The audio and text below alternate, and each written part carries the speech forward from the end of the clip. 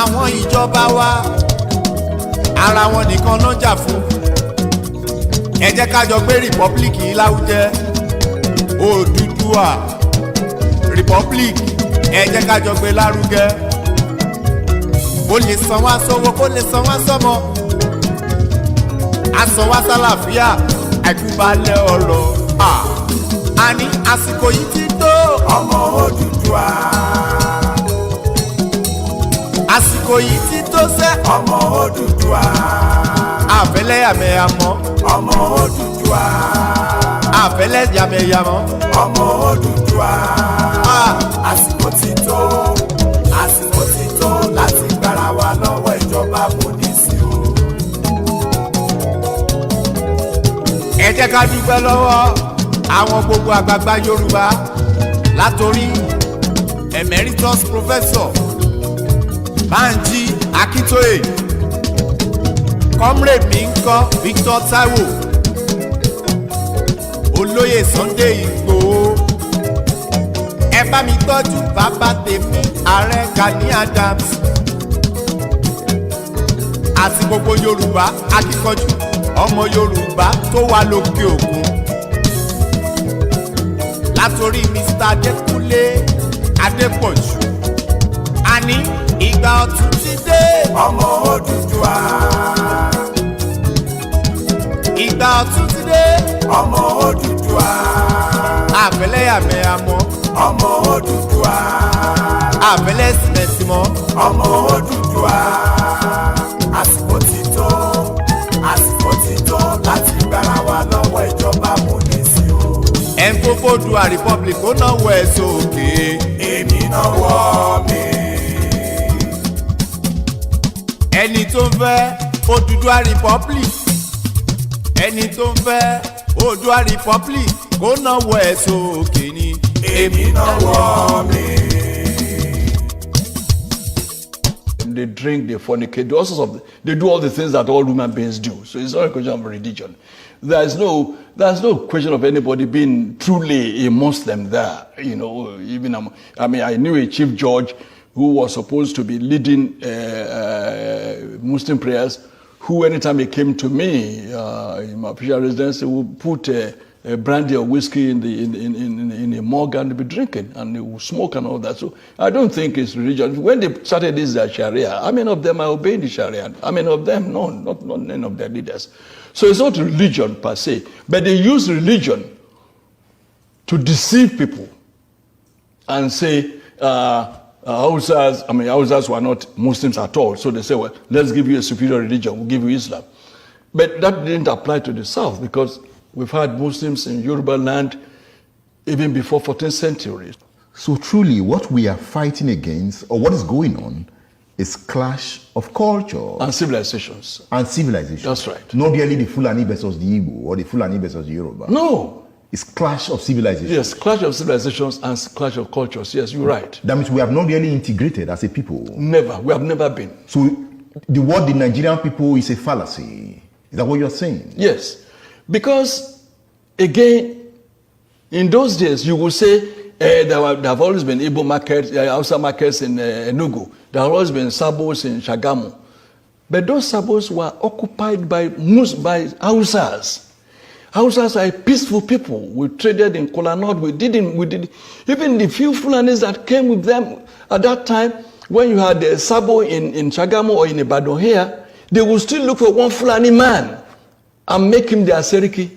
How did the Hausa accept they were subdued.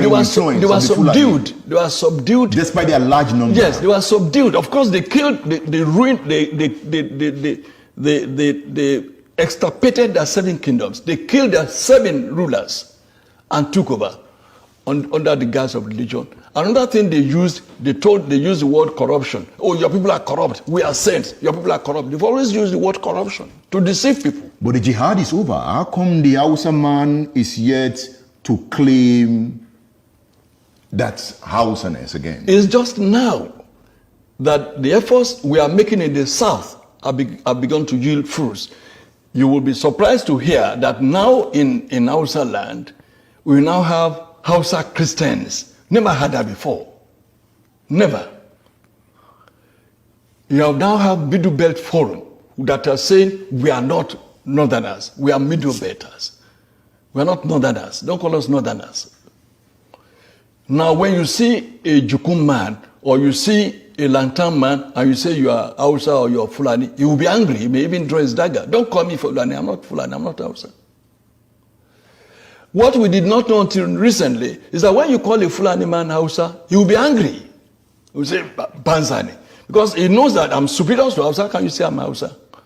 But before now, before Buhari came to establish his suzerainty over Nigeria, we all lumped all of them together for Northerners. And like I wrote some 4 years ago, there's no North. There's no North that we used to know. The North is dead.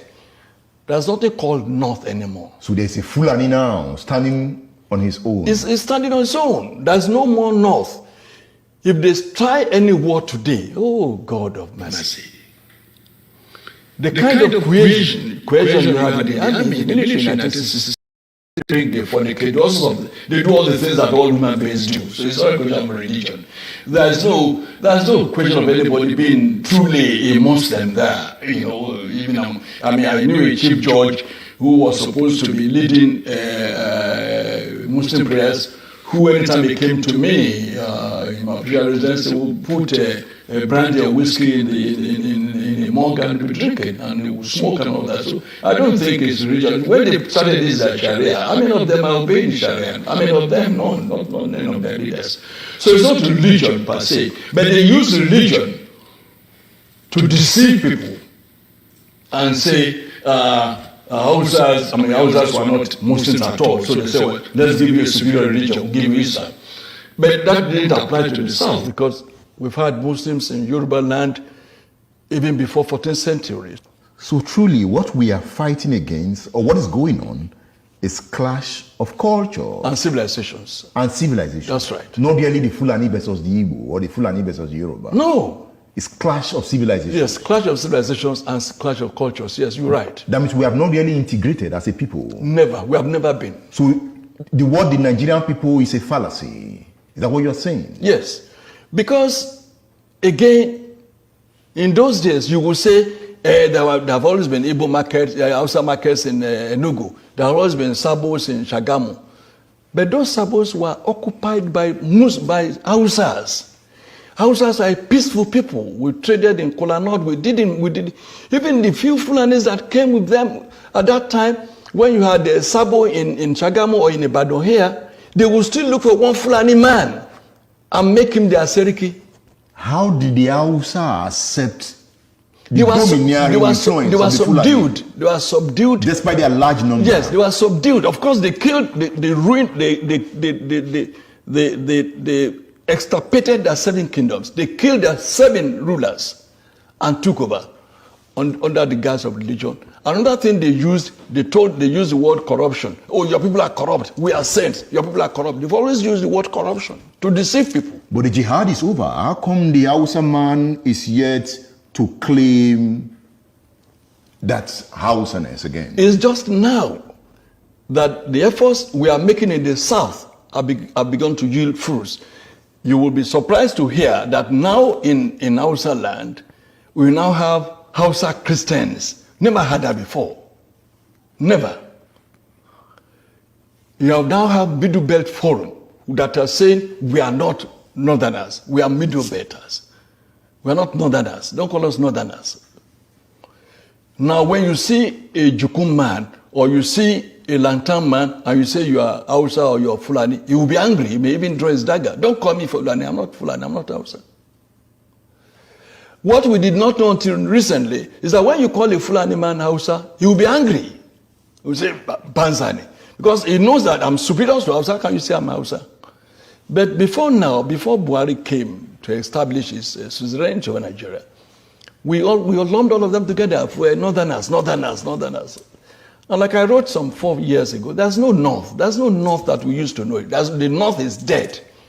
There's nothing called North anymore. So there's a Fulani now standing on his own. He's standing on his own. There's no more North. If they try any war today, oh God of mercy. The kind of cohesion you had in the army, the military in 1966, will never happen again in this country. if there is a country at all.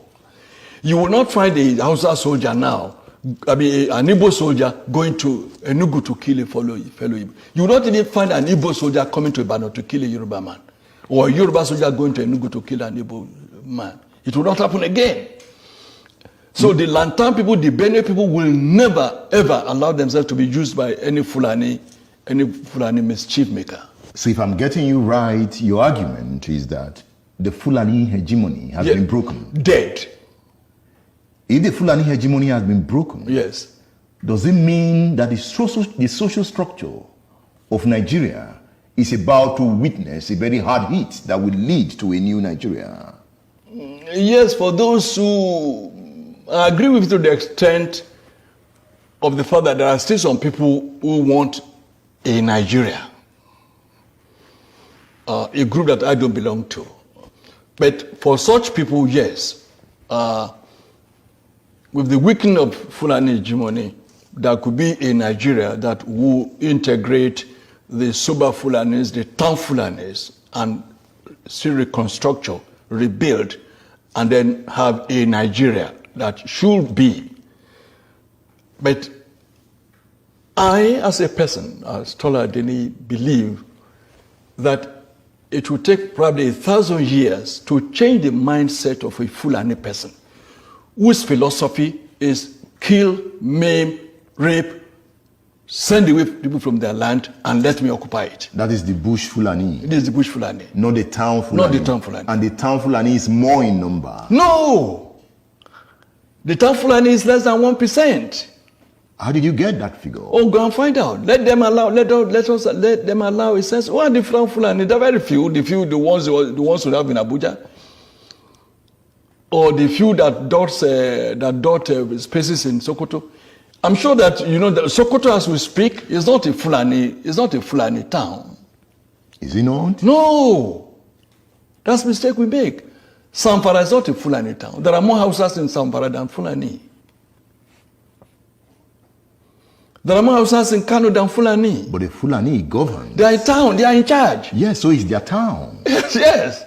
By subterfuge, by cunning, by crookedness, by all sorts of gimmickry. Or by integration. Not integration, by intimidation. And I said they are politically savvy. What they did to the rest of Nigeria, when they realized that the Fulani in the military, they could no longer use the military to retain power indefinitely. Since they've had power, they had access to the treasury, they say, oh yes, Edmund is from the east, brilliant man. He may likely oppose us and contest with us and rival us. Let's make him an ambassador. Let's give him an oil block. Let's make him a billionaire. We padlock his mouth. Let's get an Abiola, make him a billionaire. Let's get this, let's get that. And make them big. They will never be able to look us in the face. Then we can continue. Looting the treasury, we can continue. And once when we are in control of the treasury, we are in control of everywhere. So we can hire thugs, we can do whatever we would like. And that is why they introduced what I call plutocracy into Nigerian political etymology. Plutocracy. Meaning? Plutocracy is the government of the rich. Yeah. Oligarchy is the government of the muscle men.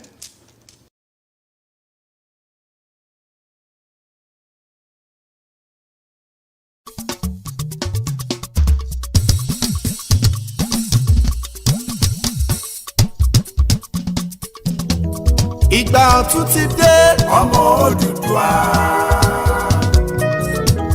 Àsìkò ọ̀tun ti dé ọmọ Odùduwà. Kò ṣẹlẹ́yàmẹ̀yà mọ́ ọmọ Odùduwà. Kò ṣẹlẹ́yàmẹ̀yà mọ́ ọmọ Odùduwà. Àsìkò ti tó láti gbára wa lọ́wọ́ ìjọba amúnisìn o. Àsìkò ti tó ọmọ Odùduwà. ti tó ọmọ Odùduwà. Kò sẹ́lẹ̀sìmẹ̀sìn mọ́ ọmọ Odùduwà.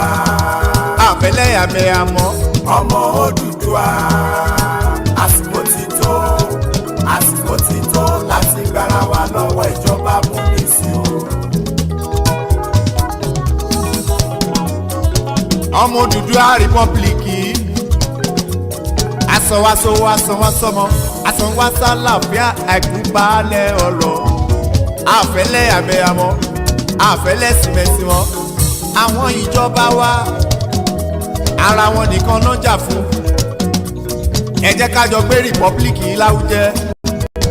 Odùduwà rìpọ́blìkì ẹ jẹ́ ká jọ gbé lárugẹ. Kó lè san wá sọ́wọ́ kó lè san wá sọ́mọ. Asan wá sálàfíà àìkúbalẹ̀ ọ̀rọ̀. Àní àsìkò yìí ti tó ọmọ Odùduwà. Àsìkò yìí ti tó sẹ́ ọmọ Odùduwà. Àfẹ́lẹ́yàmẹ̀yà mọ́ ọmọ Odùduwà. Àfẹ́lẹ́yàmẹ̀yà mọ́ ọmọ Odùduwà. Àsìkò ti tó láti gbára wa lọ́wọ́ ìjọba amúnisìn o. Ẹ jẹ́ ká dúpẹ́ lọ́wọ́ àwọn gbogbo àgbààgbà Yorùbá látòrí emeritus professor Banji Akintoye, comrade mi ń kọ́ Victor Taiwo, olóyè Sunday Igboho. Ẹ bá mi tọ́jú bàbá tèmi ààrẹ Gani Adams àti gbogbo Yorùbá akíkanjú ọmọ Yorùbá tó wà lókè òkun látòrí Mr. Adékúnlé Adépọ̀jù. Àní ìgbà ọ̀tun ti dé ọmọ Odùduwà. Ìgbà ọ̀tun ti dé ọmọ Odùduwà. Àfẹ́lẹ́yàmẹ̀yà mọ́ ọmọ Odùduwà. Àfẹ́lẹ́sìmẹ̀sìmọ́ ọmọ Odùduwà. Àsìkò ti tó láti gbára wa lọ́wọ́ ìjọba amúnisìn o. Febaury Republic ó náwó ẹ̀ sókè. Èmi náwó mi.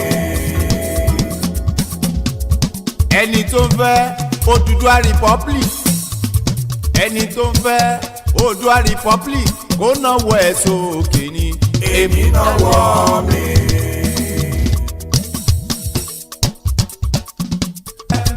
Ó f'Odùduwà kó náwó ẹ̀ sókè. Èmi náwó mi.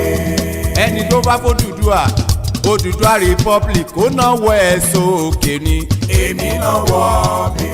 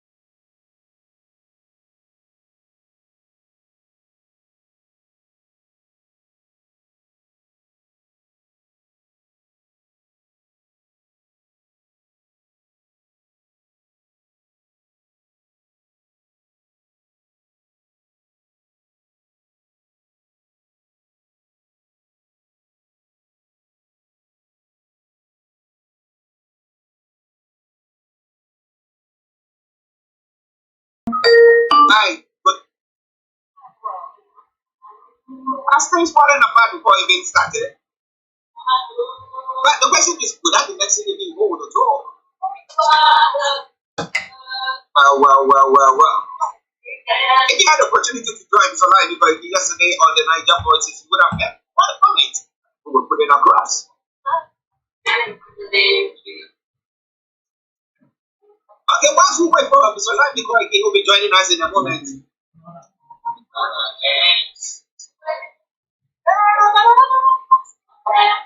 To enjoy the tune, but I'll bring you some of the headlines there as well.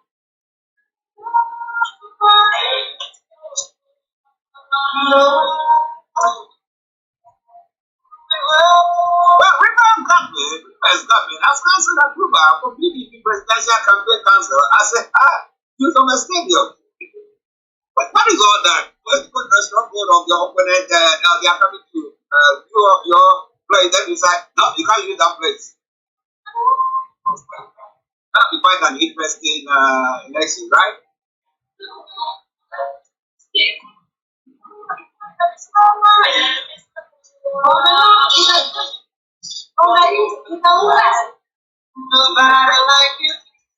But it's Starr Radio UK, your favorite African and Caribbean radio station in London, bringing the time now to 7 minutes past 11.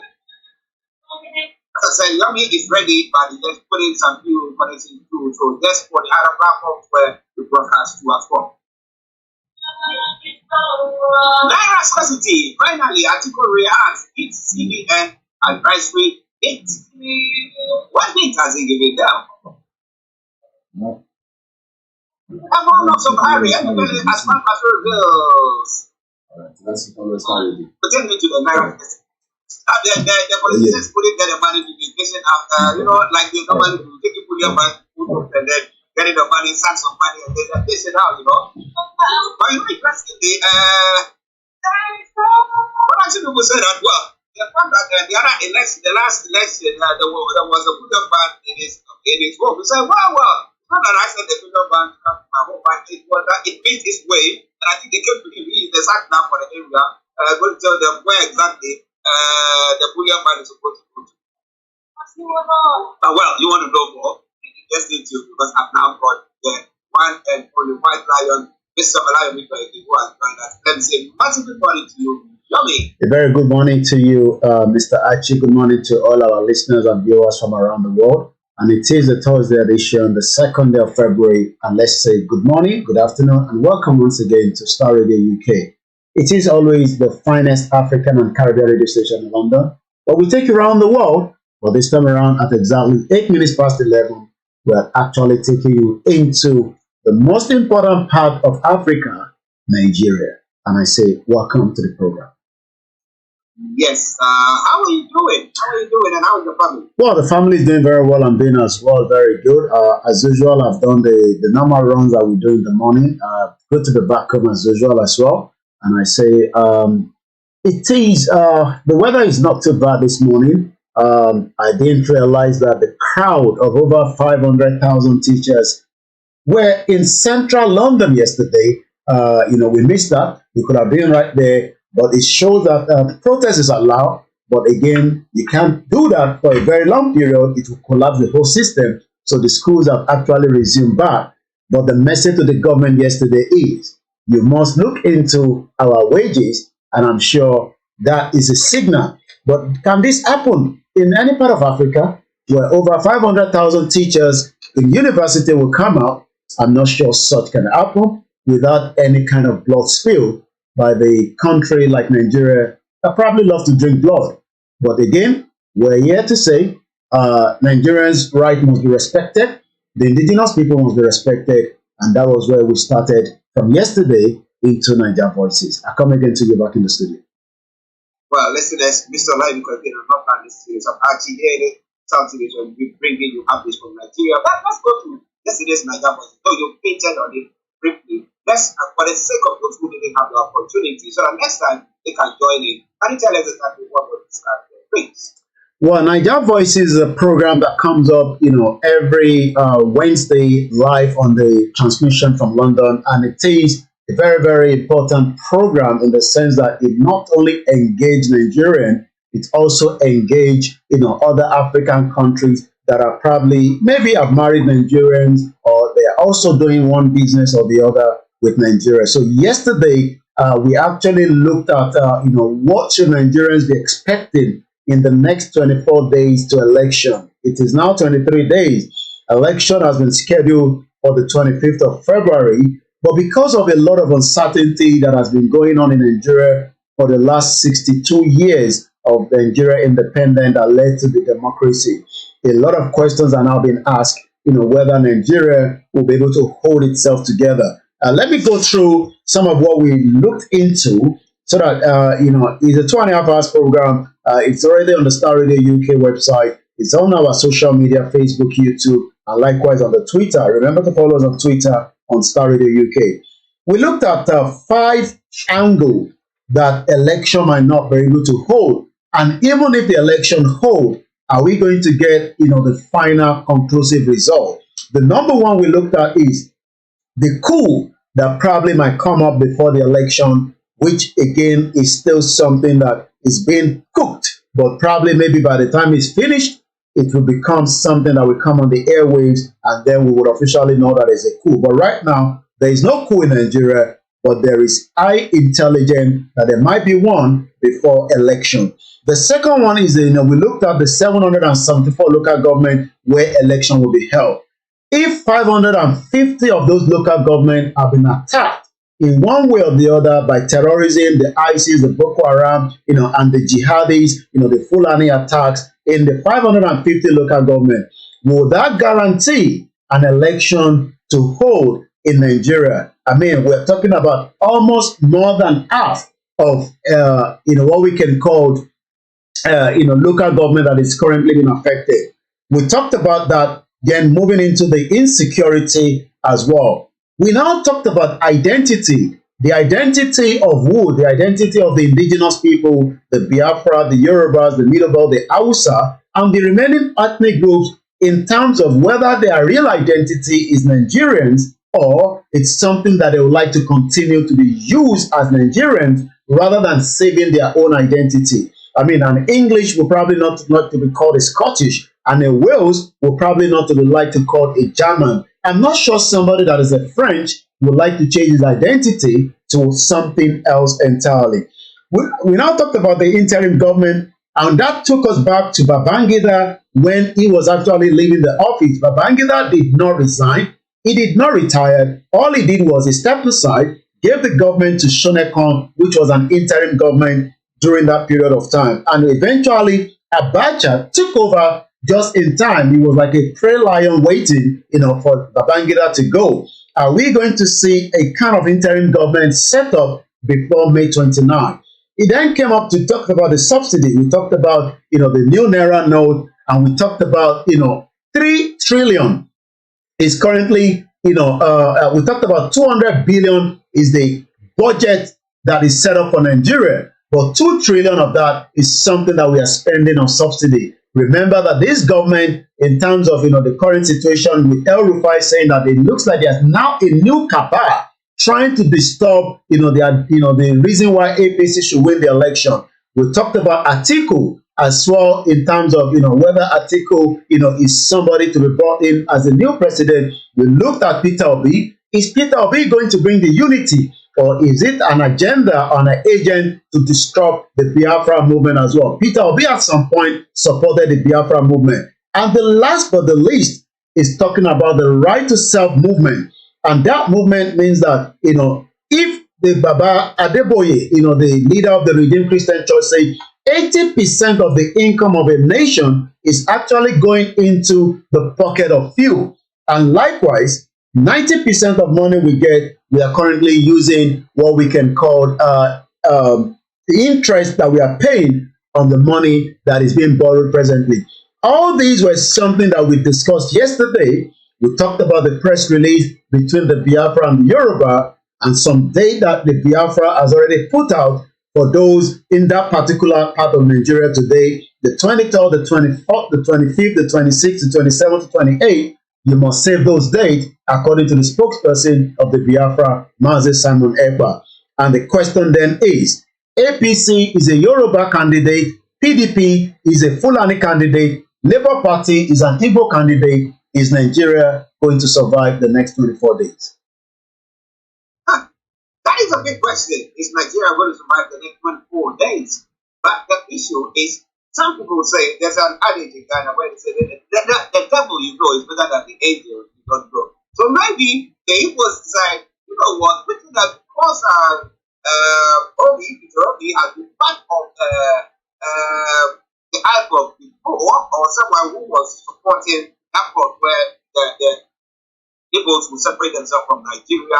Maybe somebody who has got that thing behind the scenes, and therefore, if they vote for him, he will give them the opportunity to do so. Now we have Archie who hails from the north and who is saying that, well, you know what, if you give me power, I come in, I will make sure that Nnamdi Kanu is set free. Someone thinking that he is using that as a campaign message just for people in the southeast to vote for him. And then we have Tinubu, who people are saying this man is good. But somebody saying he's our own. He comes from our area. But maybe you will do something better. But what do you think? We want to know exactly what you are thinking now. I'm just from Nigeria with Mr. Olayomi Koiki. At 17 minutes past 11, I am Archie here in the South City. Now let's go to some of the stories. The sabotage story, the saboteur that I referred to, seems to be taken elsewhere by the federal government has dismissed claims by the Kaduna State Governor, Nasir El-Rufai, that elements in the presidential pillar, apologies, are working against the All Progressive Congress presidential candidate, as well as yesterday I was asking the question, is it the vice president who has failed to attend any of his rallies, or are there some other people in there who are trying to go their way to stop him from getting to his place? Young. Yes, as long as a message comes from Lai Mohammed, definitely the government is responding to something. Buhari not favoring or disfavoring any candidate is coming from the Information Minister, Alhaji Lai Mohammed. Alhaji Lai Mohammed spoke yesterday, the Minister for Information and Culture, yesterday that the President, Major General Muhammadu Buhari, retired, was neither favoring nor disfavoring any presidential candidate ahead of the February 25th election. The minister actually stated this after the weekly Federal Executive Council meeting that comes up every Wednesday, when reacting to a statement by the Kaduna State Governor, Nasir El-Rufai, that some element in Aso Rock were working against the victory of the presidential candidate of the ruling party and the All Progressive. So what we can say is, it seems that, it seems also that the situation that we are witnessing right now means that the federal government does not believe that there is an agenda to distort what is currently the current situation between the APC candidate and likewise the president in sitting. So the president is very, very concerned that yes, they don't have anybody that they favor, but you'll expect that they should have a full support. The wife of the president, Aisha Buhari, is also coming out to speak in support that there is an agenda. Does that then mean that the person in Aso Rock is who we are saying, or is it just the same thing to say that there is just some agenda to destroy Tinubu becoming the next president, and that is actually not coming from Aso Rock itself? Now, how can Lai Mohammed say that the president is not in favor of or supporting any of the presidential candidates? Now, APC is his party. As far as we are concerned now, he is the leader of the APC. And he has been on the campaign platform of the APC. If he wants to say that he is neutral, then he should go to the rally of Peter Obi and go to the rally of Archie. Then we'll say, oh, look, he's supporting everybody so that they can, or he's abstaining from that. That statement has been called flat in the face. What do you think? Well, the message coming from the presidency, is a very, very something to look into. El-Rufai is making an allegation. Alhaji Lai Mohammed, representing the minister as a government official, is saying that that is definitely not true. And the question is, who is actually now behind so many things that is not going in accordance to plan? We know that Tinubu have cited that redesigning the naira at this particular time, petrol scarcity that is now becoming quite alarming. What could be why all this is happening during an election that is just about 24 days away? In fact, as El-Rufai say, I discussed with the president and showing, like I say, that subsidy needs to go, because how can you have a capital budget of 200 billion naira for federal roads, then you are spending 2 trillion on a petroleum subsidy? This was a conversation he said he had in 2021 with the president when the subsidy thing started rising. He was convinced, we left it, it changed, everyone in the government agreed, and it changed. But the second example I would give is the currency redesign. You have to understand the president. People are blaming the governor of the central bank for the currency redesign, but no, you have to go back and look at the first outing of the Buhari as a president. He did this. Buhari and the Diagbon regime changed our currency, and he did it in a secrecy with a view to catching those that are stashing away illicit funds. So could it be that the reason why the currency was changed, we are talking about the huge domination, 1,000 naira, 500 naira, and 200 naira. If somebody have about, billion of 1,000 naira, they're usually going to be spending towards the election. And within a space of 2 months, that currency changed in their hands. How do you get that 2 billion back into the banking and then change it to the new one? And as of today, you cannot even withdraw a 500,000 naira from your bank. You will definitely have to do so in a small quantity of 20,000 naira. So let's talk about politicians that have stacked away money in their house, ready to be used for the election campaign, only for the president to now change that. But El-Rufai believe that it is not the president, it is not the CBN, it is another new cabal that has brought in the agenda of changing the currency some few months before the election. Well, interesting. We'll see, because we had Tinubu who was saying that the last election where there was a bullion van that was found in his compound, he was saying that, what, the driver makes his way to the bank, whatever bank they made their way to, or wherever they were going to, and ended up in his house. I don't know whether he got a sat nav in his house with the rest, or like the airport where they put the radar system, so you have to come there, then they say, go left, and politicians. This guy says, on us, our politicians. Okay. Well, listen to Starr Radio UK, your favorite African and Caribbean radio station in London. Let's come straight to the currency, the Nigeria, the new notes that seem to be giving the problem. Now, as we did mention, we have a situation where politicians who may take sacks of money will be given to our voters. But now, with what is happening now, so that's why some people are calling it a sabotage to their winning of elections, because they will not have the means to support or to pay our voters. Now, so which of the candidates do you think that is in favor?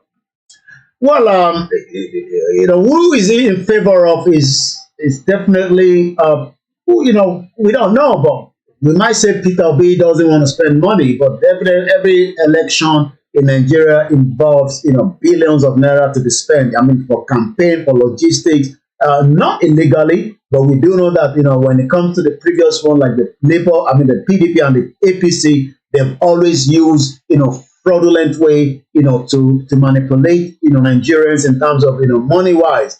So, people are being paid, 5,000, 2,000 naira, and if over $1 billion naira that should have been prepared, because the money is already withdrawn, the money is already in their house, in their warehouse, somewhere that we don't know, just as they were hiding away the COVID, materials that was meant for Nigeria. So this money is not meant to be in the bank, according to the politician. The politician wants to use the money toward the period of the election, and all of a sudden, the CBN is changing the money. So who is he not going to favor? It's definitely the APC and the PDP. And as we saw in their primary, dollar was exchanged, in a heavy one. Najatu Mohammed has already said so much as well. And even if she hasn't said a lot, we know that since 1999 till date, election in Nigeria has never been an election. It has always been who has the capacity, who has taken the government resources from their state to use against other opposition. As we do know, I mean, yes, Buhari might say he's not releasing money, for Tinubu, but we know that Tinubu has access to the Lagos money as an example, as something that is evidence that is Alpha Beta that is set up is also taking commission out of it as well. So, and we look at PDP as well. They have different governors, even though they have 5 governors that are still not said exactly where they would prefer, their followers to support Atiku or not. But we'll have to wait and see if that is going to happen. So those that will be affected more is definitely PDP and APC. And as we speak today, banking hall is empty as the Naira scarcity continues to worsen. We can't show the video, but there was a woman that almost stripped naked yesterday in the banking hall with just the top on alone. The top was already off. She only had the bra. There was another man that was already removing all his outfit, right in front of the banking hall. And the reason for that is they're becoming frustrated. They have the money in the bank, but there's no money for the bank to give to them. Now, when it comes to Nigeria, do you think electronic transaction, let me put it that way, where here I might not have cash on me, now I can just take my card and just pass everything, how robust is that system? Which is exactly what I've done today. I mean, I can't remember the last time I used my Oyster. I would rather use my bank card as long as there's money in there. If there's no money in there, then you can't reject it. Nigerians are also struggling, to do transaction, that means moving money from one person to the other. And the way that normally would have worked is, I can send money to somebody today, and we can do that transaction, which is the cashless system you're talking about. So literally, if I send 50,000 naira to someone this morning, and I don't want them to remove that money, then that means that the next person or the next person that we're going to be transacting with will be then a transaction. Those has been going on for some time. But because of all this situation that is going on, the networking, I struggled to send money to people yesterday that we wanted to, not a lot of money. We end up having to use that money to purchase the data that they will probably have used the money for in the first place. The question is, there are now also more people selling this new Naira note. Let me give you an instance. If you have 1 million Naira and you want to get the new Naira note, you will definitely not be able to get, the 1 million, you will definitely get 700,000 Naira. And that is just as saying that if I have 1,000 Naira this morning and I wanted to exchange it back to Nigeria, that gives me probably just about 935. So if you have 1,000 Naira, 1,000 pounds, and you want to get the new 1,000 pounds, then you will lose about 200 pounds on that because you are getting the new 1,000 pounds. So I hope you understand what I'm saying. So in Nigeria today, you are using money to buy new money and you are losing on it. So if I wanted to remove 1,000 pounds and I need that new 1,000 pounds, I have to be ready to fortify 200 pounds out of it to get the new Naira note. One person has been arrested according to the federal government, for selling this money. And again, more people are concerned that as day goes by, they have the money. For those that don't have, it's okay. For those that have, they can't withdraw the money. And frustration is already kicking in. In the ATM, we are seeing people fighting each other. I was looking at the petrol station where people that even want to transact in the petrol station are throwing kegs at each other. Nigeria is going through a real difficult time. And the question is, can Nigerians manage this for election time or after the election? We will tell as time goes, as we continue to monitor the situation on ground. Well, would this cause maybe a pause to the election date? Because if there is unrest, insecurity and everything, and people cannot go about their duties, then what's the point of going for an election? That's why people are speculating that it could be a coup d'etat, it could be that, it could be that, it could be that. But what do you think? If you are on the ground listening to us, what do you think? Let us know what you think there. It is not ready, UK. Now let's come to the rivers area, that is the southeast, where we are looking at environmental pollution. Now, back in the day, I remember who was killed? Ken Saro-Wiwa. Kansarawiwa was standing up for his people and was saying that the pollution and everything that was going on wasn't right. But for I don't know what apparent reason, the head of state at the time decided to side with the foreign entities who were just breaking the crude oil out and crossing there in that area. Now, we thought that after he's dead and everything, maybe the government will see sense. It looks like going on, we're talking about Shell, who has made declared a profit of 32 billion. Yet, you go to the areas where they are mined or there are all this extraction going on, and you see how impoverished that particular place is and how the environment has all been destroyed. Farmers are not going to their farms because they cannot use the farms, to plant anything there. And they are not benefiting from the food oil. So what's the point? But some are taking them to court. And what is it? Well, you're right. This morning, Shell was announcing that they are making good money. Shell actually announced a record annual profit of 32.2 billion pounds sterling after the energy price surge.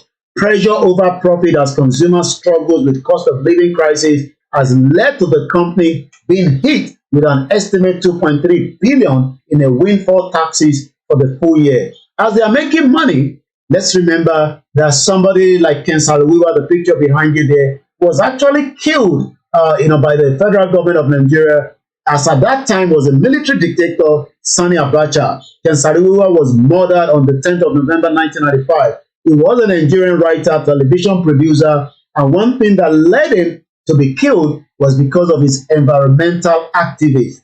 Up till now, he died at the age of 54 as at that period of time. He would have been alive today to witness that in London here, a court case against Shell has now taken up as well. Amnesty has welcomed the multi-billion-dollar suit by 13,500 Niger Delta villagers against Shell in London.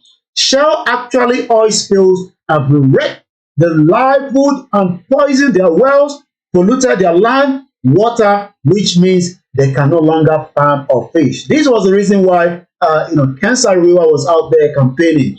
Reacting to the news that two Nigerian communities which have been devastated by the oil spill have filed claims against Shell at the High Court here in London. Amnesty International Head of Businesses and Human Rights, Mark Donald, said Shell announced in 2021 that it plans to sell its onshore oil field and asset in the Niger Delta after 60 years of highly profitable operations in the area. Imagine you've sucked the crude oil for 60 years, you've actually damaged the environment, and you are now saying, maybe we should just let this go, offset whatever we have there, the asset, and then move straight forward to something else. And it is concerned that Shell has not explained how it plans to address the widespread systematic pollution of the Nigerian community linked to it. What you should be asking then is, what is the federal government doing, to these? And we know that the federal government promised that they will also be doing what they call a cleanup of that particular area. Shell should clean up the pollution the oil has caused in this community, also compensate those whose life would have been devastated, whose health has been harmed. I'm not sure that is going to happen, but since the court case has now triggered here in London, we would have to wait to see what could be the outcome for 60 years of Shell in Nigeria now trying to pull out after devastating effect of so many lives that are now becoming a threat to not just their life, but also to their health. Listeners, Starr Radio UK, your favorite African Caribbean radio station. And the Black Moonlight says, good morning, Archie and White Lion. Much love and respect to everyone. And hundred of hearts to you all. And Olayomi, thank you very much for coming as well. Okay, now we're going to be moving on to some of the other stories making the rounds.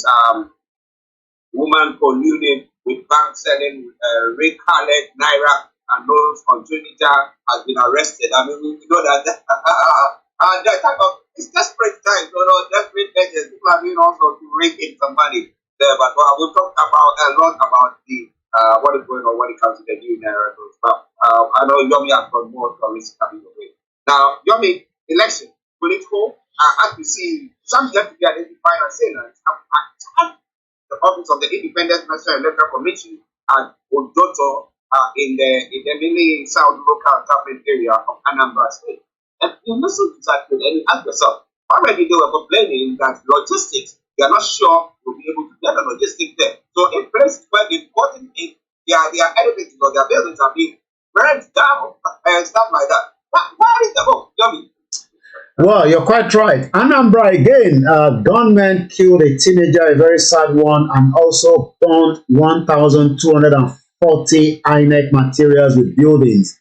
And the pressure just continues in the southeast part of the country as we speak. Some yet to be identified as selling, like you say, actually burned down the Independent National Electoral Commission at Ojoto in the Idimili South local government area of Anambra State. The hoodlum also attacked the Inobi police station and a residential building at the station. Both Ojoto and Inobi are all in the Idemili South local government. All this actually took place late early hours of this morning at about 1:45 according to the report in 4 unmarked Sienna vehicles. They were reportedly armed with petrol bombs and other explosives. Sources say the hoodlums burned down the INEC office before proceeding to the police station where they killed a teenage boy, injured another girl. The hoodlums were said to have been repelled by the security operatives before they could carry out further attacks at the police facility.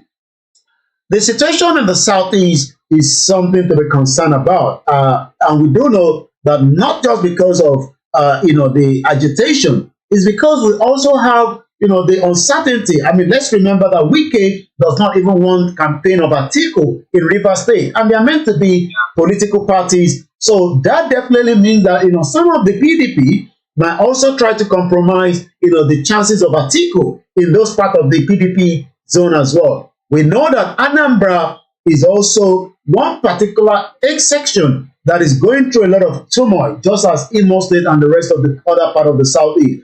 But the question then remains is, with all this current situation, we've not even approached the election. We've talked about burning of INEC offices, police station, INEC materials. INEC is even struggling, in terms of, some of their materials that might be used, during this election, even though the NMPCs guarantee that there will be enough fuel, but the NURT, which is the National Union of Road Transportation that have worked in the past with INEC in terms of moving materials, are now becoming a little bit concerned because of the uncertainty of the insecurity that is taking place, not in the southeast alone, but across the country. So this is quite a bit alarming for some of us that are now saying to the international community, especially Great Britain, that are we really sure that an election will solve some of the problems enhanced into what is called Nigeria today? Because a lot of people are now asking, are we truly who we are told we are by the British government after the 1914 amalgamation? Are you a Nigerian? Yoruba? Are you an Igbo? Are you somebody from the Middle Belt? Or are you a Hausa person from the North? What do you think? Well, who are the only person who can give us that answer? But it's Starr in the UK. Morning show. It's online working and not planning students are marching there in the South today. We're going to Yomi for the rest of the stories and what is happening in the social media. Over to you, sir. Thank you so much. Quite a lot is happening. We've talked so much about, some of the headline, in the last, 4 hours from yesterday up to today. The countdown is already out there, 22 days, 23 hours, 20 minutes, 30 seconds, for the February election. But the question then is, are Nigerians going to really come out and vote? And if they're going to vote, who are they voting for? What about those that are asking for their right to self-determination? All this is all something. Obi Kwankwaso won't step down for Atiku party is the headline. Presidential candidate, Wike frustrated, lack integrity, says the PDP, PCC. Imagine, Wike, is frustrated or what? We don't know. According to the People's Democratic Party Campaign Council in Rivers State, has taken a swipe at the state governor, Nelson Wike, over the cancellation of the approval granted for the party presidential campaign in Port Harcourt, the state capital. Wike is not going to give room for the party to have their campaign. He's a member of the PDP. He has not said exactly where he's going to be supporting, but one thing is, there's just a lot to witness before then. On Wednesday, the state government cancelled the approved given to the PDP for the rally of a standard bearer to hold in the state on February 11, 2023. So all this is going on in Nigeria as we continue to look into a lot of other issues. We were able to. One on that. Now, this Rivers that are banning article from conducting a campaign rally there. Now, that's a base. I think we'll wait there. Let's. What do you think is going to happen to Wike? Well, Wike is actually ending his tenure. I mean, he's done 8 years. So the only thing is he's not going to get a ministerial post. The only thing is he might be arrested. The only thing is that Atiku might not have to do anything because it is not everybody in the state that disagree with Atiku. It's just that the governor that should be given the backing, using maybe the government resources to support, has now also denied the state resources for his own political party. And Wike, complaint has been that he has been the only one that have stood with that party since 1999. Atiku has been moving like I'm looking for the right. When you pick something, you dump it, you pick it. Atiku is not sure. He keeps moving to wherever he believes that he might have opportunity, and he believes that his time is now on the PDP.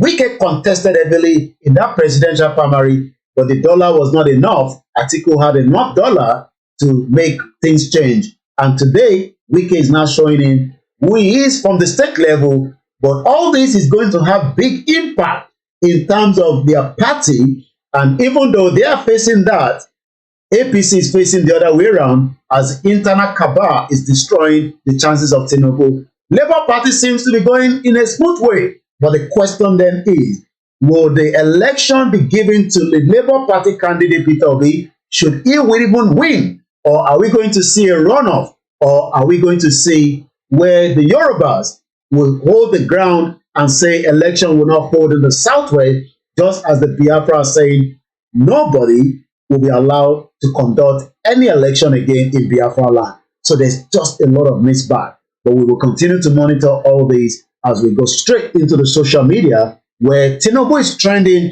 at 17,000 as of this morning. And the reason why Tinubu is trending, we know he's got a lot of mixed bag on his head. But let's take a look at why he's trending. APC campaign, Tinubu continuous gaffe, a disaster waiting to happen. Special Assistant to the Public Communication, Frank Shoaibu, berated the APC presidential candidate Bola Tinubu for his continuous gaffes, says it is evidence of disconnect from the reality. Tinubu has been saying a lot. Peter Obi is the king of the software jazz. He taught Bola Tinubu to shred. That's another video there. So quite a lot is going on. Let me set the record straight. Bola Tinubu doesn't represent the Yoruba people. He represents himself and other criminals following him. So be warned. This is coming from Ewatomi of Ibadan at Ewatomi Cruise. You can see that with a very it looks like the lips is quite a big one here in this cartoonic graphic that has been done. The civil society came out as well. This APC government chose to keep silent and watch people suffer while the banks abuse this new currency. Meanwhile, their candidate Bola Tinubu is out there running around making more promises and voting obedient and that. Also, we saw that there's more protests coming as the coalition of civil society are now also on the full ground with their protest saying, the sabotage of this government, enough is enough. So quite a lot of tension going on as we speak in Nigeria. So let's quickly, again, the picture. This is coming from INEC now. Press release, attack on our Idemi South Local Government Office in Anambra. Office was set ablaze at the early hours of today. 729 ballot boxes, 243 voting cubicles, 256 election bags destroyed. Uncollected PVCs not affected by the infamous. That is quite a very,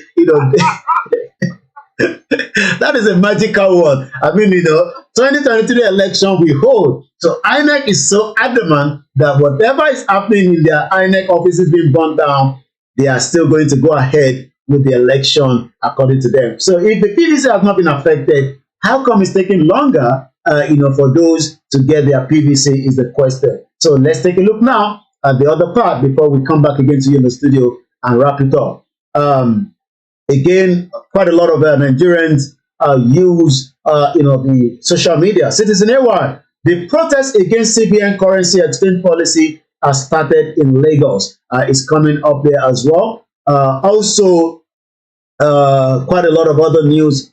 Yesterday, Biafra Liberation Army neutralized 17 ELOCs and 1 armored personnel carrier of the Nigerian terrorists in uniform who came to carry out their usual genocide in Biafra land.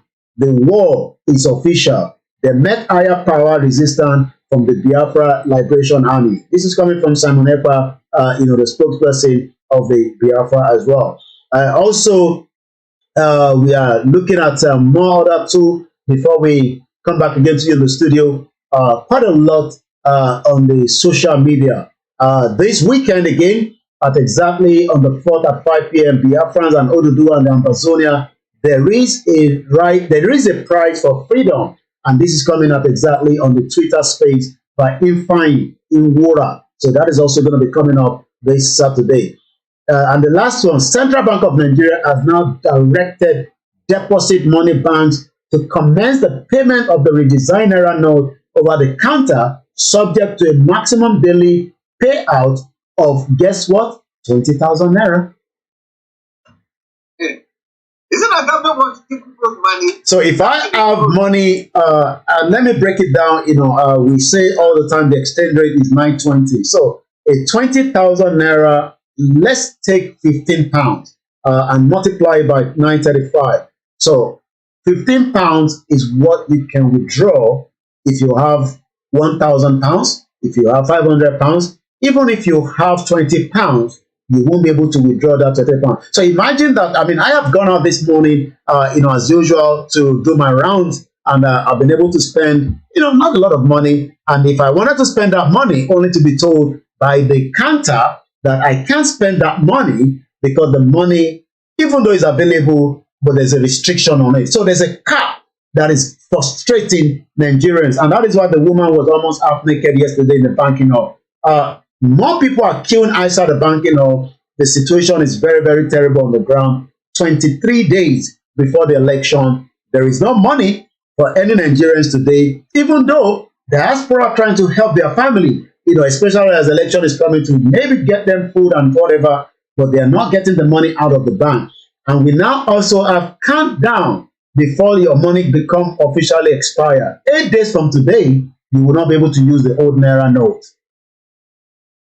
Wow. If I say this is not confusing, then I am actually joking by listening to Starr in the UK. Now, Akiyemi says that Yoruba nation no going back. And as it says, good morning, Brother Koiki, Mr. Archie. Well done. Thank you very much. As he said, we thank you for your support. But before we go, what is the latest poll standings for the presidential candidate? Well, I don't have the current one, but probably maybe by tomorrow we'll see if we can find any poll that has been done in the beginning of this year, so that we can be able to, to knock that into it. So, but again, from this side, Shegun wanna say, Nigeria situation, any difference to conditions in hell? Can we say that Nigeria is hell on earth? Why Nigerians docile in the face of horrendous living conditions they are subjected to? I got a call up from Ireland this morning, and it says that Nigerians are not suffering enough. If they are suffering enough, they'll be out there like the Arab Springs and demand their right, even if they refuse to support the breakup of Nigeria. The stress that Nigerians are going through this morning is just something that is adding to the stress that they have already in place. Well, that is our beautiful material for you. But lots more that we were not able to touch on. But tomorrow we promise you that we're going to bring you that as well. Before you go. Well, stay tuned with Archie. We still have more updates from around the world. But for those of us that are here in the other part of the globe, maybe pray, but let us hope for the best, because this election is going to bring a lot of changes. Should it go ahead, that means more Nigerians might be locked into the same 1999 constitution. And if it does not go ahead, then it might bring a new reform, a new people, as it was done in the Soviet Union when Lithuania actually break away from Soviet Union. And today, those in Lithuania have a better life after so many decades, or over 3 decades out of the Soviet Union dissolution. Whatever it takes, remember that Archie, myself, Frank, and the rest of the team will continue to give you all the updates. Stay tuned with all our social media platforms. I will be back again same time tomorrow. I will hand over back to you now with Archie for the rest of the segment of this morning program. Thank you very much, Yomi. Have a wonderful day. Catch up later. Bye for now. Well, listeners, that has been this Olayomi Koiki. We give you updates from Nigeria. I tell you that you don't want to miss out on this program at all, because here we say that we make sure we analyze all the stories, trying to come into it to bring you. Wow, ẹ̀yin tèmi, ẹ má bínú pé àní lè continue nísìn mọ́. Mo kí gbogbo ẹ̀yin èèyàn wa, mo kí àtọ́bí mi lọ́mọ Julia Tosin, Tèmítọ́pẹ́ Ọláyẹmí, Àfíṣọlá Sunday, ìyàwó Táíwò Kíkẹ́, Láńre Lámínà, ìyàwó Esther, Akínọlá Múrákìyàn, mo kí yín, Tao, Kingsley, good morning, Bàbá mi Agboola Túndé, mo kí yín, and the rest of those on all the other platforms, Shakir Oderinde, Bọ́ládé Israel, Fásàmí Saheed Ajíbóyè, ìyà tó wà Nàìjíríà ó ti kọjá ṣúgà báyìí o. Ìyàwó Ellen Scott Victoria, good morning. Adéníran Adétúnjí, gbogbo ẹni tí mò ń dárúkọ tọ̀wọ̀tọ̀wọ̀ la fi ń dárúkọ yín. Olúwọlé Edward Ọlátúnjí, Ṣùbẹ́rù Kúnlé Adéyẹmí, Ṣínà Olúwarótìmí, Kọ́lá Adélakùn, Ṣẹ́gun Favour, Ojú-Adé Muideen, Káṣínró Olúṣọlá, Olúwatóyìn Ọlánìpẹ̀kun, mo fi tọ̀wọ̀tọ̀wọ̀ mo fi ń dárúkọ yín. Ìjáyà ẹ̀gbọ́n mi dáadáa, ẹ̀gbọ́n lálùbáríkà, àwọn confam làwọn yẹn they no dey play. As we continue to say, fẹ́yìntẹ́ wà nílé, this thing, go come easy o.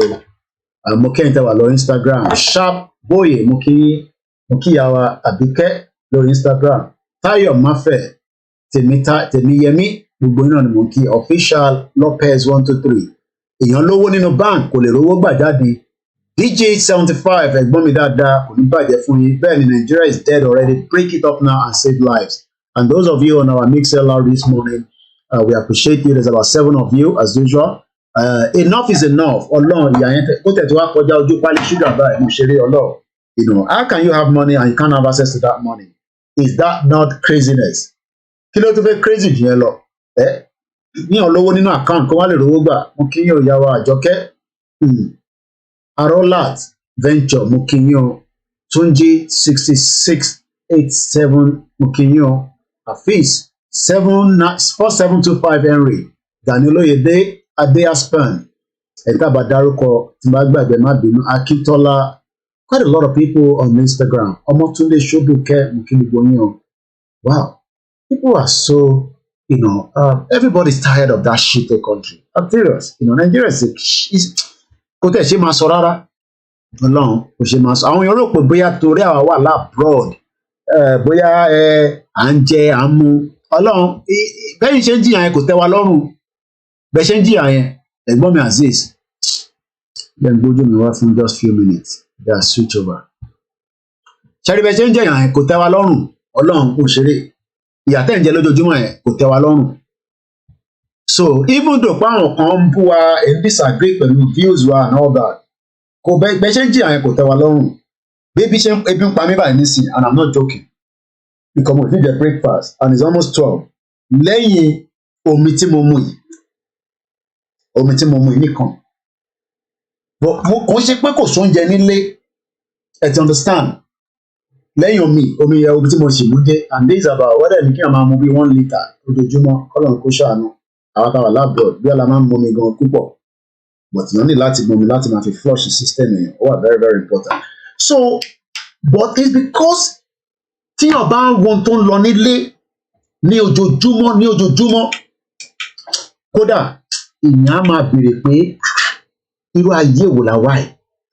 Kò dé ṣe pé àwáyé tó dáa, àbọ̀rọ̀mọ̀yé ẹ̀yin olólùfẹ́ wa, kò ń ṣe pé àwáyé tó dáa, ayé tó dáa la wá, but àwọn tí wọ́n ń darí ayé yẹn, àwọn kan ló darí ayé yẹn, maybe you don't know. àwọn kan ló ń darí ayé tá à ń gbé ní Nàìjíríà and ayé tó ń darí yẹn kò favour gbogbo èèyàn because the way tí Nàìjíríà ṣe wà ó yẹ kí Nàìjíríà ti rìn jìnnà ju bó ṣe yẹ lọ in terms of making Nigeria to work. But it is just a deliberate, Mr. Koiki. There is a rumor that 33,000 will be paid to NYSC Corp member for 2 months. Well, it's up to them because this is of PDP and APC are going to square it out this election. And tó bá ní ẹbí àmọ́ pé bí ń pa yín, avoid anything within the polling units. Things is going to get hit up, and I'm not joking. So àwa kọ́ la fẹ́ ṣe wọ́n, àwọn ló máa ṣera wọn. Ṣé rí àwọn youth tó wà nílé Peter Obi ló fẹ́ dìbò fún? Àwọn Tinubu dẹ̀ ti mọ̀. You understand? So they will do everything. What frustrates them, that's why they don't let them get their PVC. You understand this thing? Ìyẹn lọ ṣe jẹ́ kẹ́ rí PVC gbà. Lọ ṣe make frustration yẹn pé kẹ́ má rí PVC gbà. So everything ó máa wà messy. Ṣẹ́rí eléyìí tó fẹ́ wáyé ó yàtọ̀ sí 2019 ó yàtọ̀ sí 2015. This is a crossroad. Mo kí bàbá wa Lárìnwájú Arórólò wọ́n ní wàláì àwọn èèyàn ń jìyà ìyà gidi. Ẹ̀gbọ́n mi engineer Adámọlẹ́kùn wọ́n pè mí láti Dublin lọ́wọ́. Wọ́n wá ní ṣé mo mọ̀ pé ẹ rántí bàbá yìí. Ẹ jẹ́ ń dé fìlà wa kà máa ń dé. Mo ní fìlà mi wà. Wọ́n wá ń sọ fún mi pé Koiki ṣó mọ̀ pé ta ló mọ máàní tó máa ń ṣe chọ́ọ̀chì ní Ukraine yẹn? Adélájà, ṣádélájà ló ń jẹ́. Ẹ jẹ́ ń wo lórí Google. Kíní kan Adélájà ló jẹ́.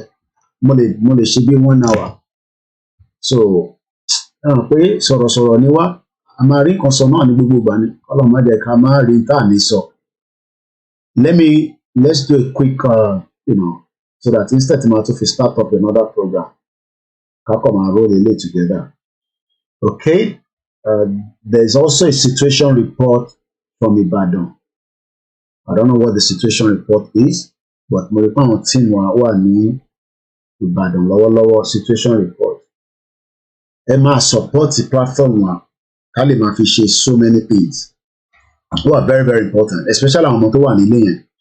They need a lot of support, especially things are becoming expensive. So it's costing us a lot. Jerry gbogbo àwọn tẹ́ ń rí tó ń ṣe fídíò nǹkan kan yẹn. Apart from pé risk wà ní nǹkan tó ń ṣe, but wọ́n ti gbà pé well, tí ọ̀gá wọn gan bá wà at risk, àwọn náà, iṣẹ́ tó fẹ́ gbà tó fẹ́ ṣe ni. So ẹ máa support wa. Ta ló rántí máàyàn Adélájà àbí kí ló ń jẹ́? Mo fi lọ mú details ẹ̀ jáde. Kíní kan Adélájà. Wọ́n ló kọ átíkù kan nígbà tí Buhari fẹ́ wọlé. Sunday Adélájà. Ó wà ní Belgium nísìnyí o. Ẹ jẹ́ n gbé picture jáde fún ìkẹrùn. Nígbà tí gbogbo wàhálà Ukraine yẹn ṣẹlẹ̀, ó sá lọ Belgium. Belgium ló wà. Ṣé bá ń sọ̀rọ̀? Bẹ́ẹ̀ni Yoruba people need to come out in thousands, but wọ́n ní ká máa ń tábà ti jáde pé Koiki ni wọ́n máa pa wọ́n ni pé so kọ́ máa jáde pé èmi mo fẹ́ jẹ́ kọ́ lọ pa wọ́n. So jẹ́ ká gbọ́ kí ni situation report ń bọ̀ ní láti let me show my background. Ẹni tó bá ń worry pé ẹni tó bá ń wò pé what kind of software do I use? Àpòpọ̀ ìbáwí it's just OBS. You can train yourself on it. It's nothing difficult on YouTube.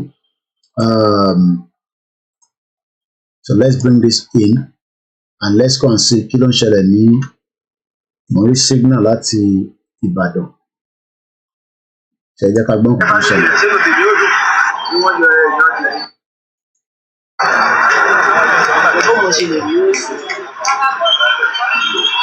A kí gbogbo ẹ̀yin yẹn wà lẹ́ẹ̀kan sí. Problem ti pọ̀ jù. Problem ó ti pọ̀ jù níbi rẹ̀. Inú ọ̀kadà mi mẹ́fà sílẹ̀ máa fi lọ ra mi. Ó máa pẹ́ lọ tó jó gan. Mẹ́jọ gbogbo inú ẹ̀ ni. So ẹ wò. Àlejò jù báyìí lọ. So àti wẹ́n pa broadcast ń sìn wúro náà lẹ́ ń wò látọ̀kan yẹn. Okay, ẹgbẹ́ mi pé ọmọ ẹ̀rọ tó ṣẹlẹ̀ just madness. Sunday Adélájà tí mò ń sọ yẹn lélẹ̀. Sunday Adélájà tí mò ń sọ yẹn òun lélẹ̀.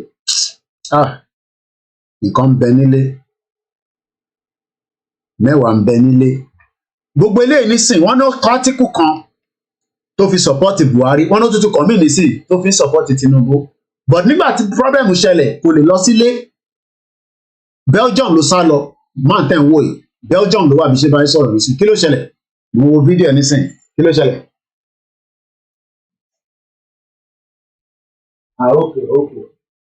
Okay, ìgbà tí mò ń gbọ́ fífọ epo fífa kìíní kan, mo máa pé machine náà lónìí.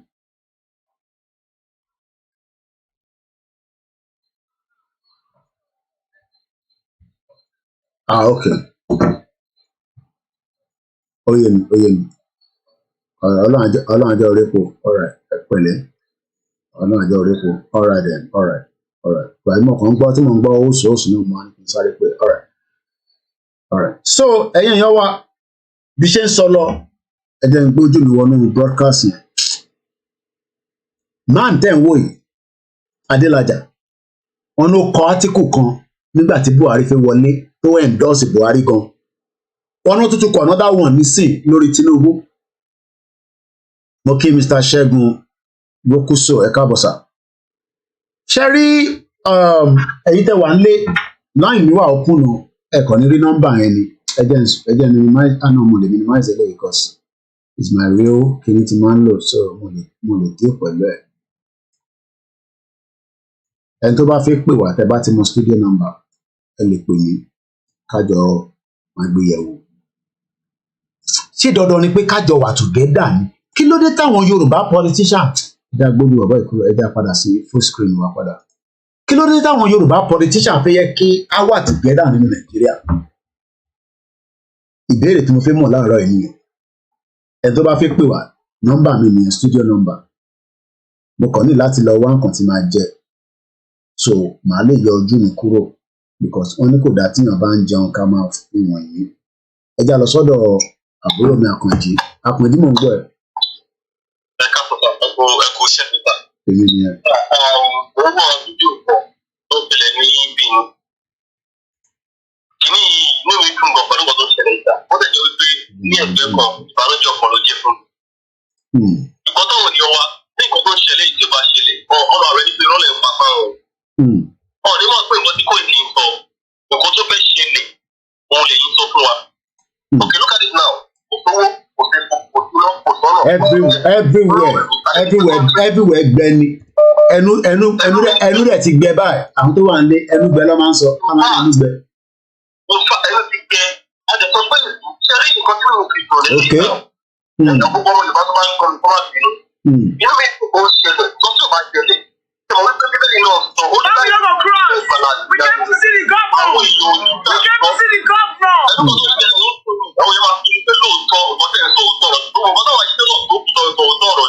agbọ́dọ̀ pé ìlú ẹ̀. Mo fẹ́ kí ìjọba sábà lọ bá mi ta wàhálà ìdí pọ̀ lẹ́yìn bá máa pè ẹ̀gbọ́n ìjọ fún mi gbọ́dọ̀ 5,000. Ẹni márùn-ún ti tèmi láàárọ̀ ìta. Ẹni márùn-ún láàárọ̀ yìí. Lẹ́ni tí wọ́n ti wá rówó. Ilé tó bèrè 1,000, ilé tó bèrè 2,000. Níbo ni wọ́n máa ti wá rówó? Ìbò gbèrò. Ọlọ́run ṣàánú wa ta ẹkú ṣe ta. Ẹ ṣé gan ni. Àkànjí ni àbúrò mi. Ẹ wo ohun tó ń lọ náà lọ. Àwọn tàjà ló pè yìí. Ẹ bá mi lórí show live. Alpha, àwọn tàjà. Ọ̀yà gbóhùn sókè mò ń gbọ́ ẹ. Alájà nǹkan bẹ̀. Ìyá Ìgbòho ṣàlàfíà lọ́wọ́. Alájà wa májọ fẹ́ jẹ kí wọ́n sọ bẹ́ẹ̀ ní fúkà. Ọ̀dà o lè send ẹ̀sùn ọmọ ṣe wa on to video another 1 hour. So pé wọ́n máa lórí program. Alright then, alright. Mo ń gbọ́. Nǹkan tí wọ́n sọ wá kò fi tó dẹ̀dọ̀ wa o. Àlùgbówó. Àlègbówó. Èèyàn lówó lákàntì kò lè gbówó jáde. Irú ayé wò láwá wá báyìí torí Ọlọ́run. Mo lọ pọlọ, mo fẹ́ lè lu ìyàwó mi níjẹta. Ẹ má dùn ẹ̀jẹ̀ torí Ọlọ́run. Ẹ má dùn. Gbogbo ojú àná. Wọ́n ṣe ẹ̀jẹ̀ pé kó lọ bá ìjọ ẹ̀wà kó ra àwọn ẹ̀jẹ̀ kílógún ṣe kankan. Wọ́n yẹn wá débẹ̀ pé kóun lo machine bó ṣe dẹ́bìtì ẹ̀ bọ́ ṣe gbogbo ẹgbà owó mi àtòwó tó wà nínú kíní ẹ̀tẹ́lẹ̀ àti owó tèmi sẹ́ndì sí bá kiri kọ̀ọ̀kan wọn nìyẹn. Gbogbo ẹ̀ bá há sàn. gbogbo wa sọ àmọ́ olùjọba náà wà báyìí sí bá ṣe wà ọmọ kan báyìí ọmọ tó bá mi ṣiṣẹ́ ó sọ fún mi lánàá mo ní kí ló dé àwọn òun lẹ́sẹ̀ onígbà tó ń bá ṣe 70,000 pé 5,000 lówó òun bẹ̀ òun dé pps wọ́n ní 70,000 5,000 ló máa gbà owó iṣẹ́ òun ti lọ nìyẹn nígbà wo ló ṣe fẹ́ ṣe. Nínú ọkọ ẹrú ta wáyé ẹ̀gbọ́n mi kí táwọn èèyàn tó gbé ìdìbò nínú ọkọ ẹrú ta wáyé. Ẹ̀hún náà kò yé òun náà ni kò yé mi tẹ́tẹ̀ sẹ́yìn fídíò ní sálàjà àfẹ́sọ̀ kí ló dé. Ṣé táwọn èèyàn sọ pèpà kí àṣẹ jẹ wọ́n yìí ni àbí wọ́n rò pé lọ́la ń fa ni. Táwọn èèyàn sọ pèpà kí àṣẹ jẹ wọ́n yìí ni àbí wọ́n rò pé lọ́la ń fa ni. Káníyà mi jẹ́ bí kòkòrò ni màá dín náà Nàìjíríà. Ọ̀tọ̀ náà fi dájú wà fún mi ní pé gbogbo wọn Nàìjíríà ni mi ò mọ̀ tí mo lè ṣe. Ẹ má jù. Àwọn alágbàgbọ́ tó jẹ́ kí wa ọ́ tún máa fi àjẹ wáyé. Ti sún mi ẹ̀gbọ́n mi. Bàǹkì alájà. Ọmọ Nàìjíríà ló gba àjò. Èmi mọ̀ pé jẹ́rí Yorùbá nìjọ tó máa ní ká dúró yìí. Tinubu ló máa padà jẹ́ olórí ilé ló máa padà jẹ́ ẹnì ṣó nígbà tó bá ti kú bẹ́ẹ̀ lọ́wọ́. Inú ẹlẹ́jọ́ yẹn o. Ẹ̀gbọ́n mi inú ẹlẹ́jọ́ yẹn. Ó ti dé o. Àwọn fíìmù yẹn lọ báyìí. Ẹ ṣé gan ni, thank you so much. Thank you. Ẹ jẹ́ àgbọ̀n táwọn ọmọ Ẹdó yìí sọ àwọn ilé ìtẹ̀tí wọ́n ti kàn ọ̀gbọ́n kan.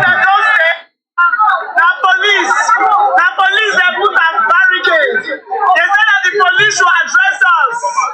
Say we don't cross. Why we don't cross? Why we don't go cross?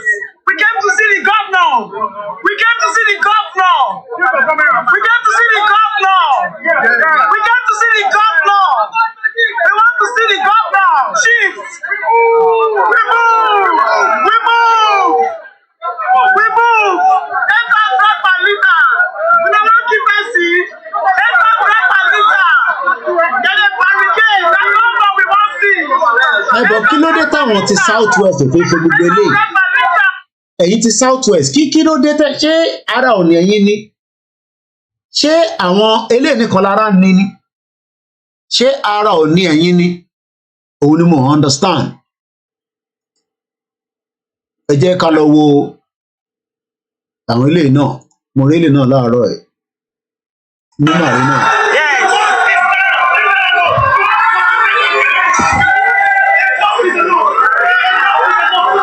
Mo ń bọ̀ ẹ̀ máa ń bọ̀ èrè lọ.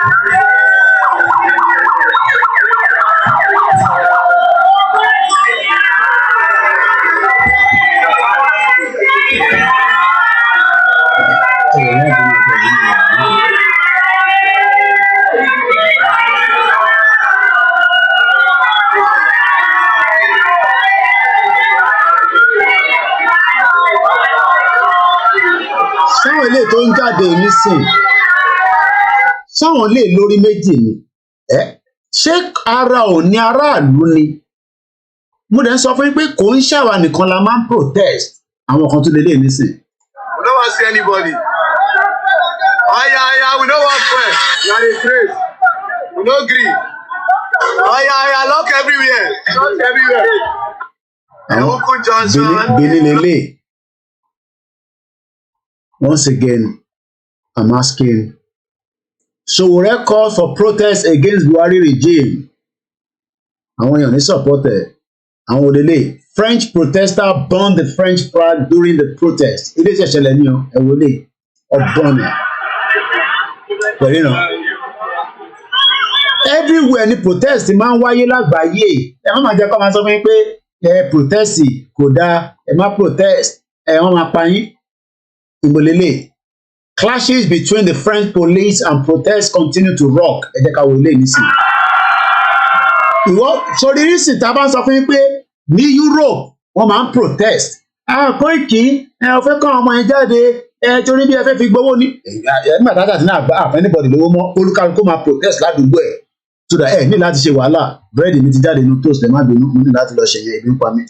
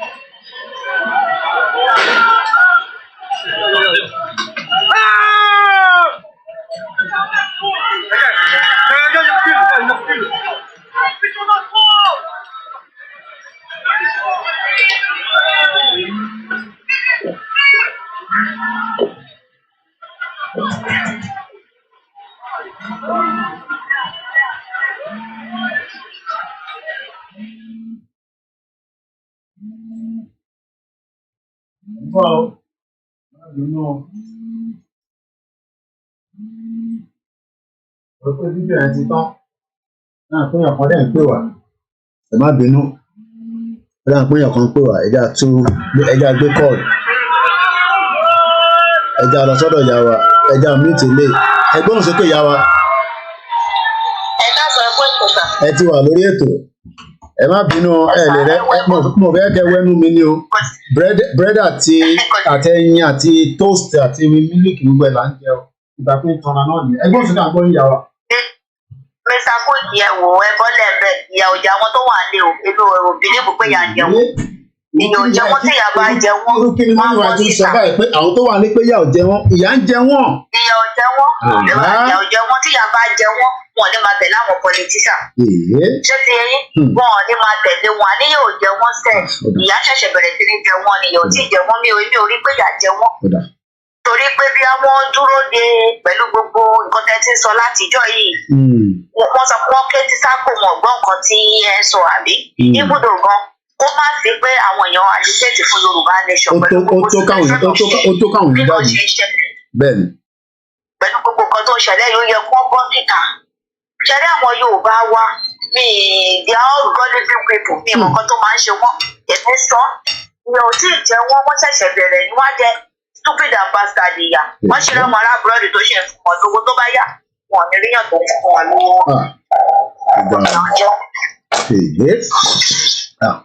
ìyá wa ti bínú láàárọ̀ yìí wọ́n ní ìyá ọjà àwọn tó wà nílé ẹ ṣé gan ni thank you so much.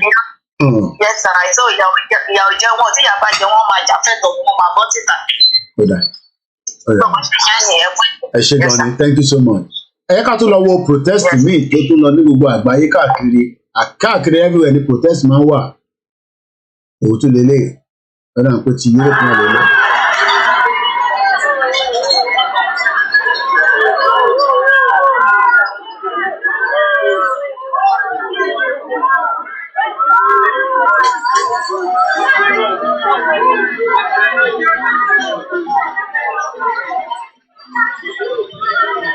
Welcome.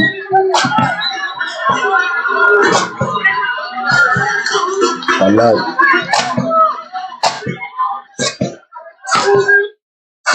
Every traffic light máa ń pọ̀ ní.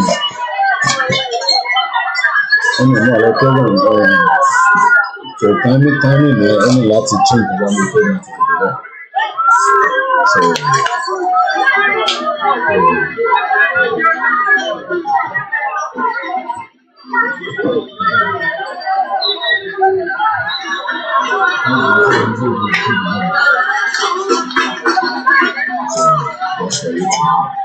Definitely can't be there.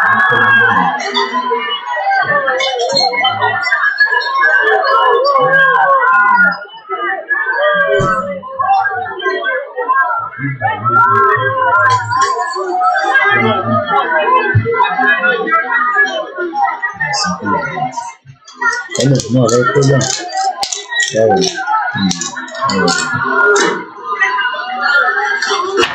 Ẹni bá fẹ́ bá wa dá sí èmi kàn ń ṣó yín ní gbogbo àwọn ibi tí ẹ má bínú mo lè ṣó ojú mi à ń jẹ breakfast lọ́wọ́ àwọn olélè ìlú wo lélè àwọn ilé náà protest níbo làwọn lè wà protest against state land eviction ọ̀rọ̀ lẹ́gbẹ̀kan drives the Jammu Kashmir continue ẹ̀wọ̀n táwọn náà protest lé lórí ilẹ̀ náà.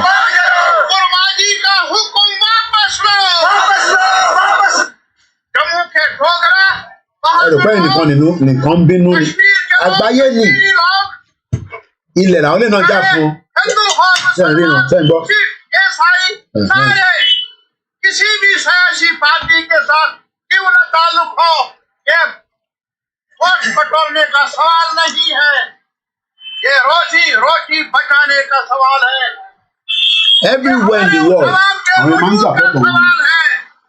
सियासत अपनी जगह अकीदे अपनी जगह कल क्या करना है किसको वोट डालना है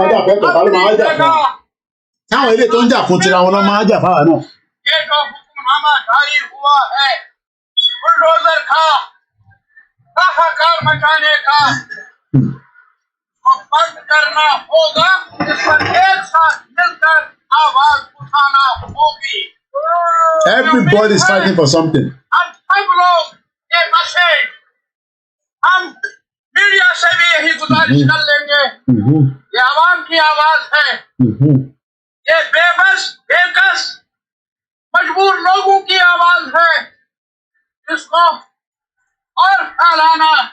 bí nǹkan ṣe ń affect ẹ̀yin nílé ó ń affect àwa náà ẹ wo ilé London lélẹ́yìí o àwọn tíṣà ẹ wo èrò London lélẹ́yìí over 500,000 mo bí sẹ̀lánà ó dùn mí kọ́ lórí ẹ wo èrò irú èrò ta ní lélẹ́yìí èrò tó máa lọ́ọ̀kì ẹbí sójà mélòó ló fi wà ní wa lélẹ̀ a máa ṣe rálì àwọn kan ní àfẹ́wá àfẹ́jáde àfẹ́ tá a bá rírú èrò báyìí wàláì a máa shut down Lagos State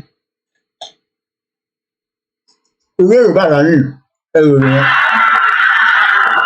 London lè léyìí lánàá London lè léyìí everywhere.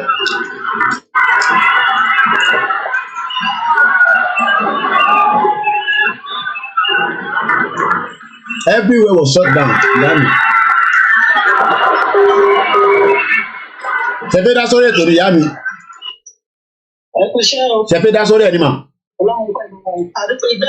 Ẹ ti wà lórí ẹ̀gá ètò náà ni ẹ gbọ́dọ̀ wà lórí ẹni mọ́ mi. Àdúgbẹ́ fọlọ́ ẹ. Ẹ bá wa wọ́n ń gbọ́ yín kétékété à ń gbọ́ yín mà. Torí gbogbo tá a bá ń sọ wọn lè tún ní wọn tún dé wọn máa dẹ́rù balẹ̀ tó bá ti wà nílùú òyìnbó lẹ́yìn kí lè pé wọ́n dẹ́rù balẹ̀. Ọmọ ìyá mi gangan ló pè mí ló ń sọ fún mi màá sẹ́ndì voice note ẹ̀ sí yín àti fídíò tó fi hàn mí gbogbo àwọn tó máa ṣiṣẹ́ haúsá gbogbo wọn ó lóun ò tí ì rírú ẹ̀ rí tó bá lọ dáko tó bá dé nírìn yìí tí wọ́n dé ó ní ó ń dè méjì níbẹ̀ nídìí wọn àti apá wọn màá sẹ́ndì fídíò tó dọ́gbọ́n ya tó ṣe píkṣọ̀ wọn màá sẹ́ndì ẹ̀ sí yín. Ọ̀rọ̀ àná ni mò ń sọ yìí torí wọ́n lè tún ní àwọn tó dé wọ́n gbé ròyìn ẹlẹ́jẹ̀dẹ̀ wọn ò gbé Nàìjíríà wọ́n dẹ̀ gbé lóròyìn ẹlẹ́jẹ̀dẹ̀. Màá sẹ́ni gbogbo àwọn tó bá ṣiṣẹ́ bí àwọn mẹ́wàá yẹn màá sẹ́ni ẹ̀ sí lórí inbox. Ìgbà kan dẹ̀ fẹ́ wẹ̀ torí ó ṣe tọ́lẹ̀tì public toilet bíi 8 ó ṣe síbi ọ̀dọ̀ rẹ̀ táwọn èèyàn máa wá use ẹ̀. Ìgbà tí yẹn fẹ́ wẹ̀ bó ṣe rí látòjú wíńdò náà màá sẹ́ni fídíò nígbà tó ń bọ́ra alẹ́ àtàwọn ń dè lápá ó ń dè nídìí. Onígbà tó wá wẹ̀ tán tó wá ń bọ̀ òun wá pè pé kí ló dé tí gbogbo yín nírìn yìí tẹ́ ẹ lọ sílé tẹ́ ẹ dé tí gbogbo yín wá já sóńdè tẹ́ ẹ já sàpàrọ̀ ẹ̀ẹ́dẹ́ ìlò tẹ́lẹ̀ ó ní wọ́n wá rẹ́rìn pé ṣége ó ní wọ́n ní gbogbo àwọn làwọn ti mí ní everybody kalẹ̀. Ipe tó bá ti bẹ̀rẹ̀ wàhálà màá sẹ́ndì vote note ní kan màá dẹ̀ tó tó bá tètè màá sẹ́ndì nọ́mbà yẹn pé ẹlẹ́gbọ̀n rẹ̀ sọ pé màá dẹ̀ sẹ́ndì tó fẹ́ wẹ̀ tó ṣe tó bọ́ kí ní àwọn ẹ̀ lè parọ́ fún mi àti mọ̀ yín ti pẹ́ ẹ̀ lè parọ́ fún mi yá mi. So I will send it to you.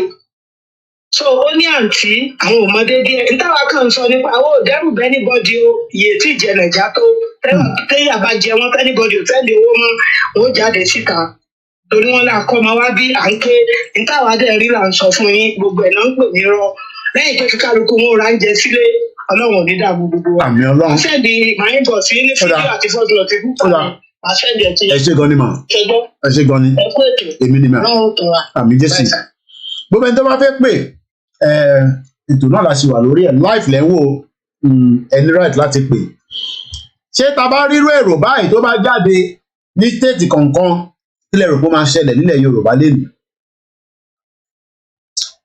àdẹ́rù bá anybody àfẹ́yẹ kọ́ pa yín la ṣe ní ká jẹ́ kérò pọ̀ kérò bá pọ̀ ní ọlọ́pàá ń léyàn ló mú yàn kérò bá pọ̀ kò sí ọlọ́pàá kankan tó fẹ́ mú yàn.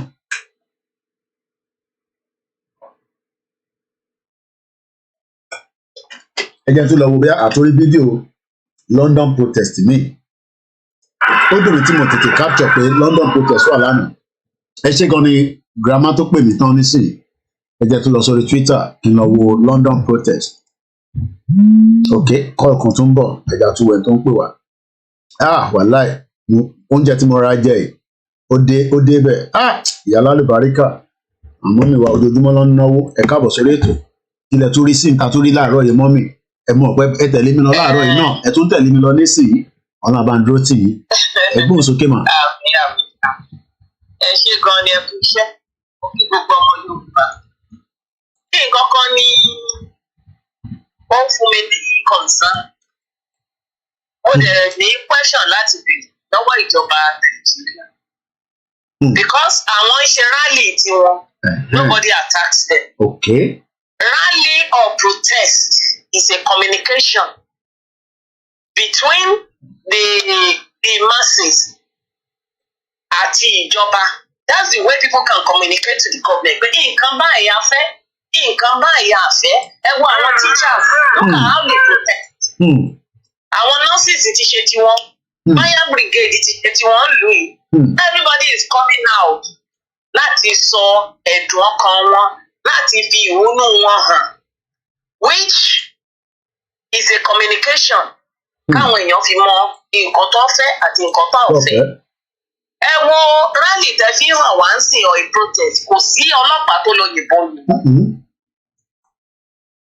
Protest kan tẹ́ tún show àmì ìmọ̀ ìlú yẹn tí àwọn ọlọ́pàá yẹwẹ́ díẹ̀ wọn ò yìnbọn. Ṣé bó ṣe rush towards the crowd ìgbà tó ní pé àwọn crowd yẹn ò move ẹni pé wọ́n pull back. Bẹ́ẹ̀ni. Bẹ́ẹ̀ tó bá jẹ́ ìlú tiwa ní I don't know wọ́n máa yìnbọn fáwọn èèyàn. That's my concern. I've never seen a situation like that. Tó jẹ́ pé àwọn èèyàn protest kì í ṣe pé àwọn èèyàn yẹn attack or they are violent. Why are they shooting at them? Because Yoruba Nation movement àti àwọn Biafra, àwọn gọ́ọ̀mẹ̀ntì Nàìjíríà, they always attack them and I don't know why. So tá a bá ń wọ àwọn èèyàn wa ń gbà míì, ẹ jẹ́ ká tún consider àwọn. Irú rally tó fẹ́ ṣe ní Ọjọ́ta lọ́jọ́ sí, àwọn èèyàn tí ìbẹ̀rẹ̀ they are just gathering. There's a possibility pé crowd yẹn máa pọ̀. Bẹ́ẹ̀ni mọ̀. Èmi rò bẹ́ẹ̀ tó bá ń go like around 10 o'clock. Wọ́n mọ̀ pé crowd yẹn máa pọ̀ sí ó máa heavy but they started immediately náà tí ìdádà tán wọ́n yìnbọn pa wọ́n. Kí ni ó jẹ́ tí àwọn èèyàn wá fi ń ṣe bẹ́ẹ̀ and àwọn tó yìnbọn pa wọ́n or people that initiate the shooting will be Tinubu and Sanwó-Olú. Àwọn Yorùbá wa náà ni ẹ má jẹ́ ká pe Buhari. Buhari has nothing to do with it. Àwọn èèyàn wa náà ló ń ṣe. And they are doing it for their own selfish interest. Pé wọ́n ṣe láti fi distract the protest yẹn or to stop it is for their own advantage. But our people here, we're going to shut them up. So why do you want to be in Bongo? Or okay, you know about Gonise. Why are they going to attack this man? So these are the questions that God máa bèrè lọ́wọ́ àwọn ìjọba Nàìjíríà pé kí ni ó ṣe wọ́n tí wọ́n máa attack àwọn èèyàn tó ń protest for their rights all the time. They have been doing it for a very long time. During the Obasanjo must go, Ali must go, tó ń pa àwọn UNILAG students. They have been doing it for a very long time ní Nàìjíríà. Kí ló ṣe wọ́n? Question yẹn tá máa bèrè pé kí ló ṣe wọ́n tó kì í ṣe àwọn èèyàn wa bẹ́ẹ̀. That's the only way people can communicate. Kí àwọn èèyàn lè mọ nǹkan tó fẹ́ àti nǹkan tó ń fẹ́ ní gbogbo ìgbà. Ìyẹn 1, 2.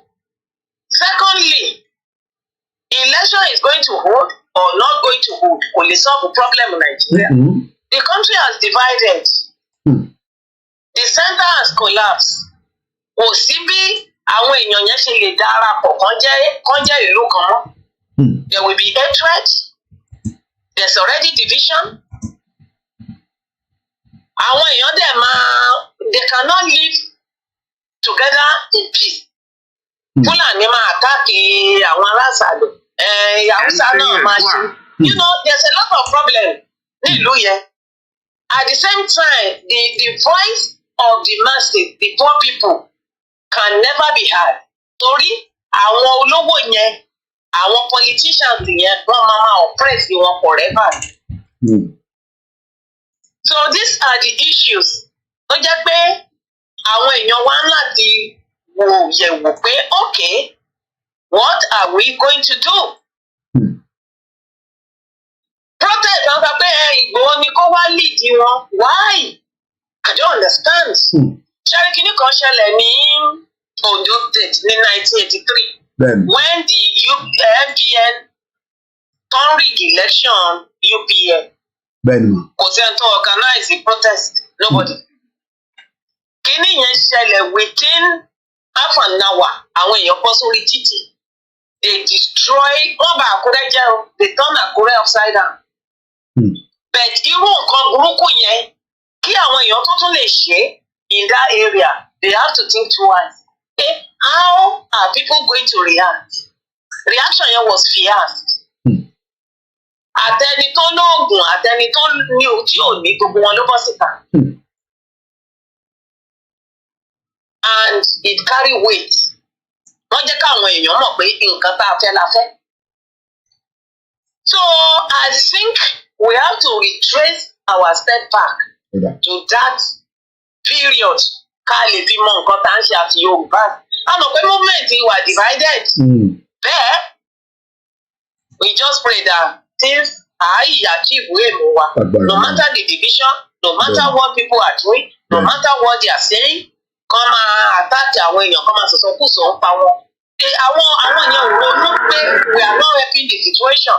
Wọ́n mọ̀ pé àwọn èèyàn politician ló wà behind wọn. That's the truth. They are being sponsored. Bẹ́ẹ̀, they will be disgraced. Disgrace wọn wà is waiting for them. Tó jẹ́ pé àwọn èèyàn á mọ̀ wọ́n pé ìwé èèyàn bẹ́ẹ̀ yẹn náà jẹ́. Torí wọ́n ti parọ́. Now wọ́n máa parọ́. Wọ́n máa parọ́ to cover up until tó bá dé bí ẹ̀jẹ̀. That's what they are heading towards. So ọmọ Yorùbá ká dìde ká mọ nǹkan tá a fẹ́ ṣe, ká mọ nǹkan tá a fẹ́. And God will help us. Amen. Eshegoni, Iyami, thank you so much. And thank you for all your support all the time. We appreciate it so much. Eshegoni. Mo kí gbogbo ẹ̀yin mothers wa, ẹ̀yin grandma tí Ọlọ́run fi jíǹkẹ́ ọ̀rọ̀ Yorùbá nation. Ẹ̀yin prayer warriors, ẹ̀yin adviser, ẹ̀yin tí ẹ máa ń fún wa ní feedback, ẹ̀yin tí ẹ máa ń sọ pé ẹ má ṣe bẹ́ẹ̀ kódà mo fún mi ní kò jẹ́ káwọn èèyàn sọ̀rọ̀, kò máa jẹ́ káwọn èèyàn sọ̀rọ̀ tó bá ti ń pè. Ẹ bá mute background, ẹ ti wọlé, ẹ mute background. Àwọn náà dẹ̀ máa ń gbìyànjú pé ẹ bá ti pè kẹ́ lè sọ̀rọ̀. Ẹgbọ́n òsì à ń gbọ́ yín sà. Ẹ káàárọ̀ ẹ̀gbọ́n. Ẹ káàárọ̀ sà. Ẹ sà bá everything sà. Adúpẹ́ fọ́lọ́run. Ẹ̀gbọ́n mo fẹ́ béèrè question kan ni. Mo wà lórí program ṣe wà wẹ́ẹ̀. Mo wà wẹ́ẹ̀ lórí nǹkan tẹ̀ ń ṣe náà mo fẹ́ sọ̀rọ̀ lórí. Náà bí kọ́ mo mọ̀ bí ẹ̀ka lómi lè pè jọkọ̀ general line ní so I gbọ́dọ̀ wà sure ẹgbọ́n òsì à ń gbọ́ yín. Mo mọ̀ yes, sir. Okay. So the question is, everybody tired gbogbo nǹkan tó ń ṣẹlẹ̀ ní Nàìjíríà now, ó ti yé yín. Yeah. So kí ni nǹkan, because èmi wò pé bàbá ń sọ̀rọ̀, ó ti yé yín, that is the best thing we could do. Okay. I go to church on Sunday, ọjọ́ Sunday tó lọ yìí, ó ti yé yín, torí èmi gan everything ti sú mi, àròwó gbà, ebi ń pààyàn, èèyàn lówó bọ̀ èèyàn tún lè rí gbà, even the old note and new note èèyàn ò rí gbà. Ó ti yé yín, tẹ́ bá fẹ́ gba 1,000 naira, you have to pay 200 naira on old note o. So mo ṣáà wò pé kí ni gbogbo eléyìí báyìí, ààrẹ epo kò sẹ́nìtì kò sóúnjẹ, ìrówó ilé san. So mo lọ sí church lọ́jọ́ Sunday.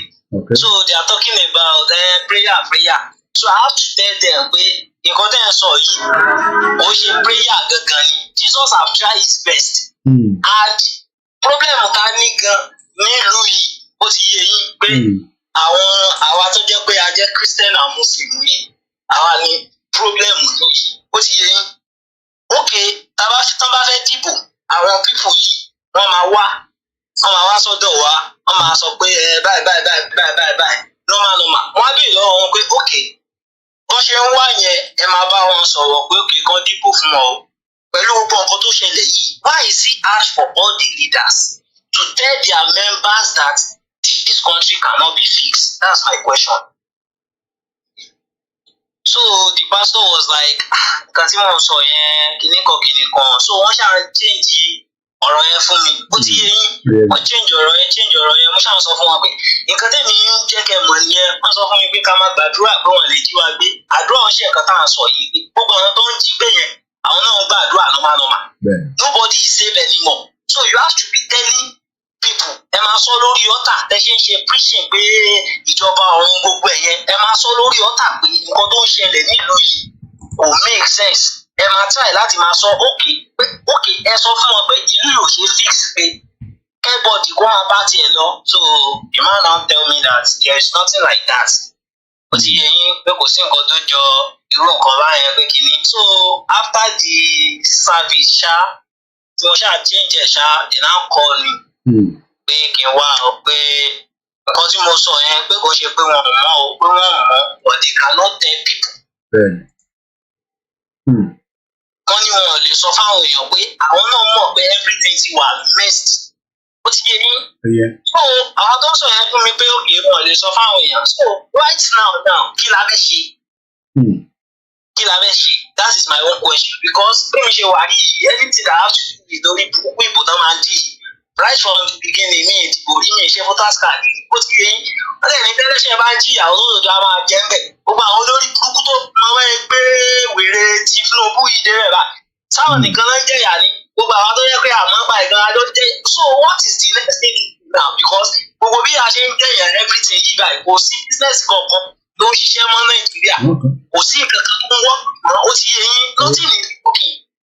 Yóò tún jalè everyday, wọ́n ló ń gbìyànjú ṣògo, wọ́n ṣe gbogbo ẹ̀. Kò sí irú ẹ̀ máa irú pọ̀ wọn máa ṣẹlẹ̀ ní kò tí ò ṣe ní ṣẹlẹ̀. Ìlú tó yẹ pé provide iṣẹ́ déyàn ti máa gba 50k lóṣù, 13 tabagi rice ní 50,000. Where do you want people to get that money?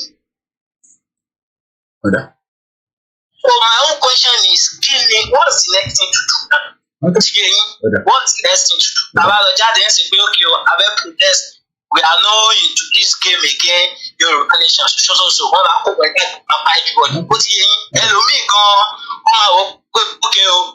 Àwọn tó ń kó bọ jáde yìí kí ló ṣẹlẹ̀? Kò ní bọ́dà rẹ̀ láti jáde again. Ó ti yé yín. Àwọn eléyìí pẹ̀lú gbogbo nǹkan tó ń ṣe bíi pé wọn àfẹ́ kẹ́nìbọ̀dì sọ̀rọ̀.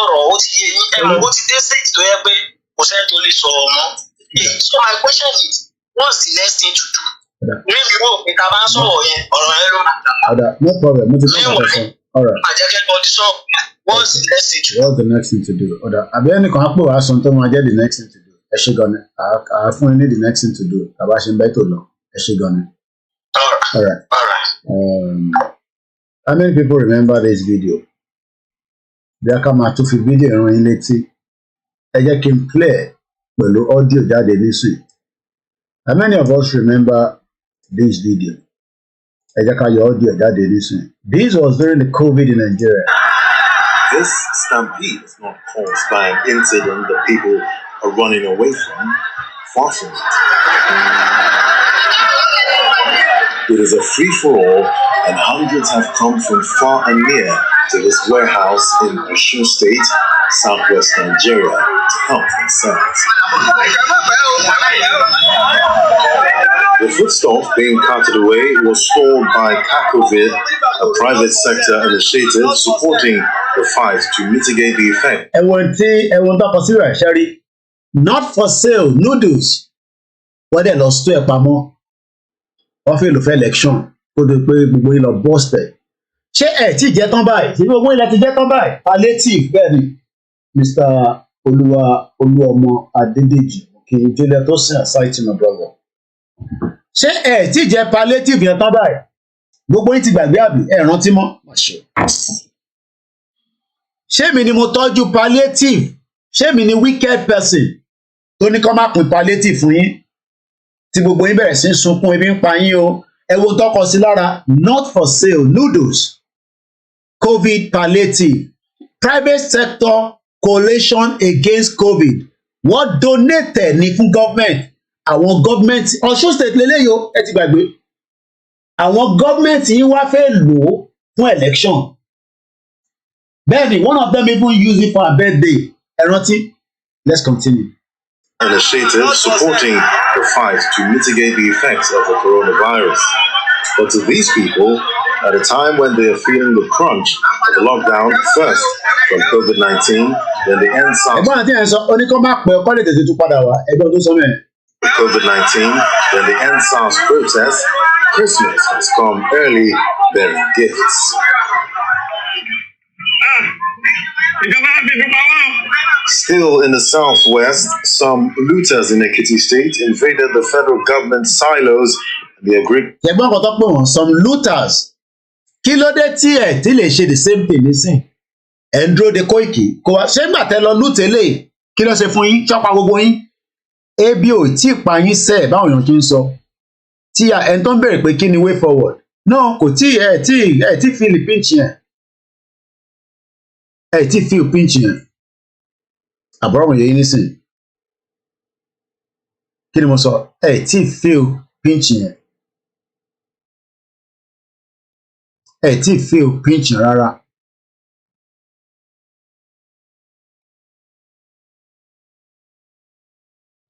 Ẹ tí feel pinch yẹn rárá ni mo sọ.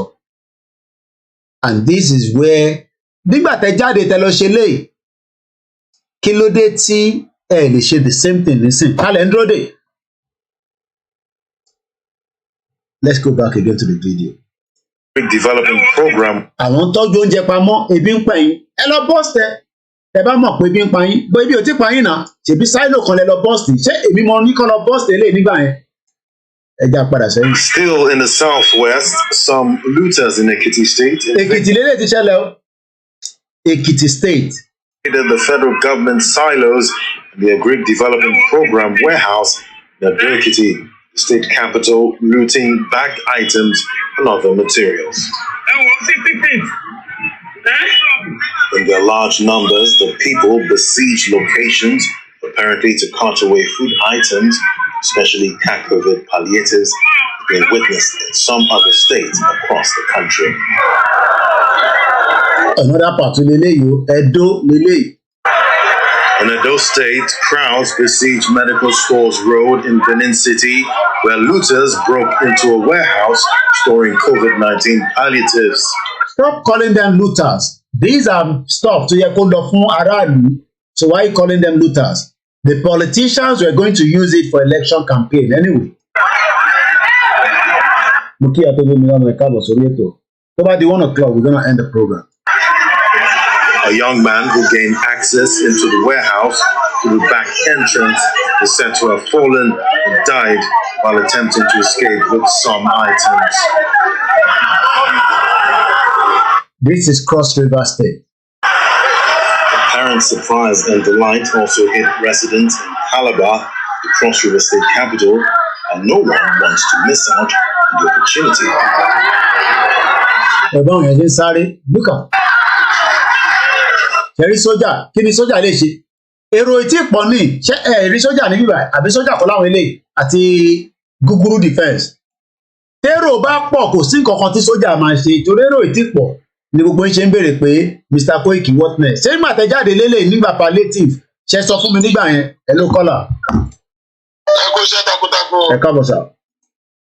ẹ kò ṣe rí advice tí mo kàn fẹ́ fún ọ Nàìjíríà ni pé àwọn Yorùbá ni ògbó ṣe gbogbo Nàìjíríà àwọn Yorùbá nìkan tó bá gbọ́ ẹ mọ̀ pé ìdájí náà máa ń ṣe kù tẹ bá gbọ́ tó bá ní fellow Nigerians tẹ bá swallow ẹ̀ ìyá tẹ máa jẹ́ abẹ́ wọ 20 years again tẹ bá dìde ẹ bá swallow fellow Nigerians on behalf of my colleagues kọ́kọ́ tí mò ń wò yìí kò ní sí anybody tó máa wọlé rárá náà mẹ́tẹ̀ẹ̀ta so tẹ bá ti swallow ẹ̀ ó ti tán ìyá ṣẹ̀ṣẹ̀ bẹ̀rẹ̀ ẹ̀já nígbà bí ọlọ́dẹ́gbọ̀dì positivity ọwọ́ wọn máa bọ́ ni o àdúrà tí mo kàn fẹ́ fọ̀rọ̀ Nàìjíríà nìyẹn because mo ti rí nǹkan tó ń lọ sí kò ní sí anybody tó máa wọlé náà mẹ́tẹ̀ẹ̀ta tó bá gbé fún Òbí wàhálà tó bá gbé fún Tinubu ọmọ àti kò máa yarí tó àwọn tó jáde ti ń plan nǹkan tó fẹ́ ṣe tẹ́ bá ti gbọ́ fellow Nigerians tẹ́ bá ti swallow ẹ̀ tẹ́ ẹ̀ bá bọ́ sí títì tẹ́lẹ̀ ìsìlẹ̀ náà rí jẹ ẹ̀ ń tẹ̀yàbọ̀ another 20 years.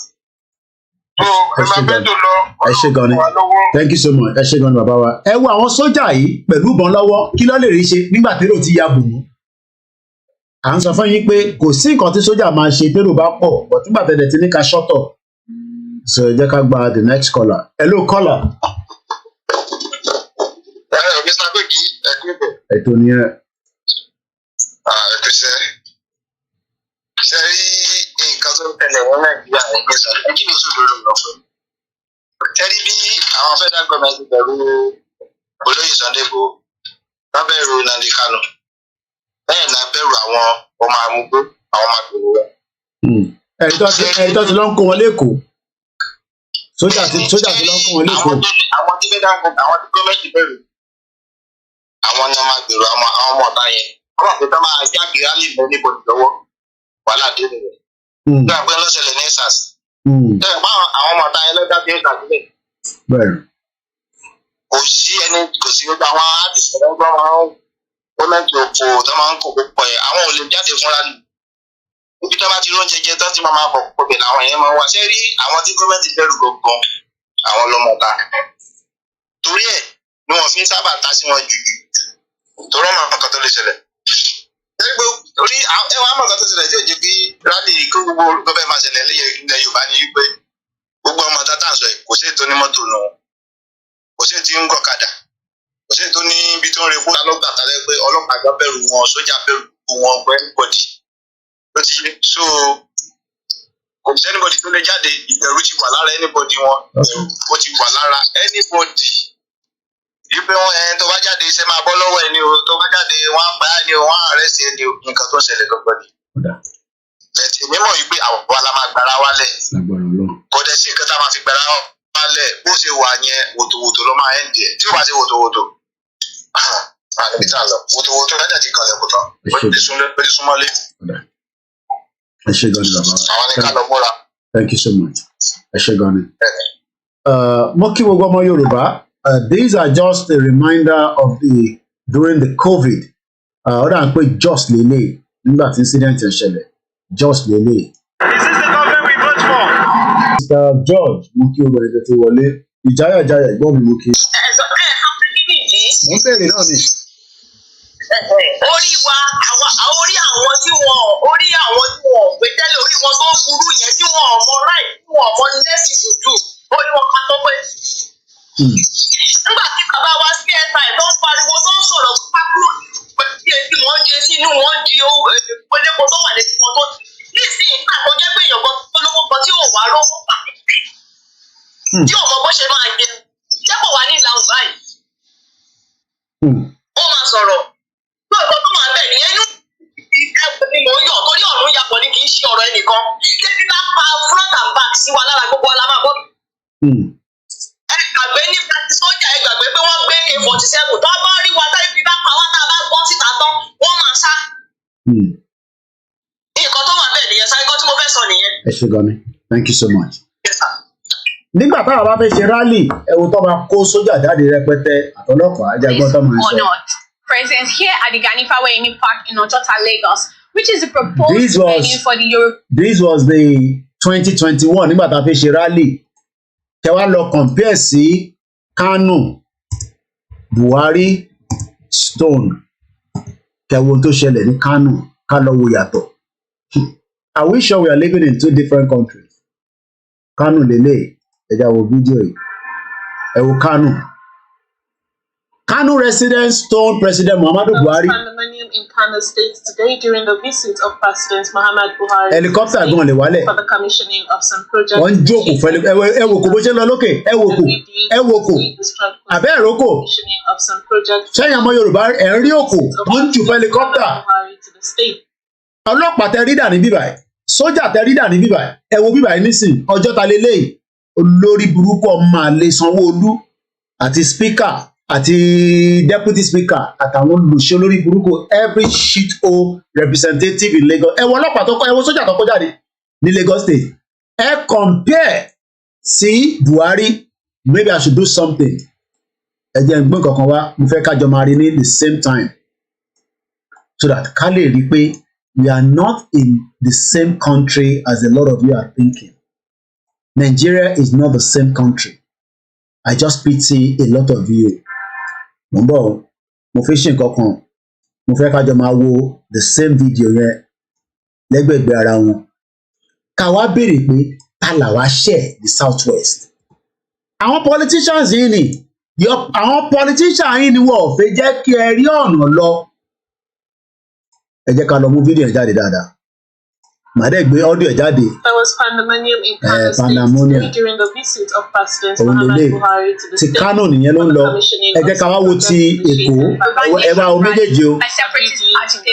Lots of security operatives, men of the Nigerian police force, men of the Nigerian civil defense corps, even the Nigerian army are all stationed here today. We can also see scores of patrol vans, black Marias, heavy anti-riot trucks. Meanwhile, no Yoruba nation agitator has been cited yet. Business activities are going on around here as usual. Vehicular movements are also going on around here as usual. So we're keeping our fingers crossed to see if the rally would eventually take place or not. Shortly after, the Commissioner of Police, IGBOHO, comes around to address journalists. He says while the demonstrators have a right to protest, the police also have a fundamental duty of protecting the state. Some miscreants have perfected plan to seize this opportunity, so to create mayhem in the society. Made frantic efforts to say it will go peacefully. But you and I know that what happened during the NSAS. NSAS started peacefully, and the miscreants are judges, and up till now. Is that not the right? Is that not the job of the state not to protect? Have not been able to get out of the destruction that happened during that NSAS. Okay. Many people whose lives are lost. Many police officers who lost their lives. Many police stations that are burnt down. Personal properties of police officers that are burnt down. Most some have not gotten out of that. And we don't want to allow that. Okay. We all know what Lagos is. This is economic hub of Nigeria. That's why we need to shut it down. Of West Africa. Sherry statement also, that is the reason why we need to shut down Lagos State. If Lagos is the economic hub of Africa, we need to shut it down with force. But a lot of people say, no, don't do that. Egbo statement also here. That is the reason why we need to shut it down. We are just 10 minutes away before the end of the program. Tá bá shut Lagos State down, then they shut it down with just 1,000 people. We need all this kind of crowd. This is the kind of crowd we need to shut it down. Cheriero.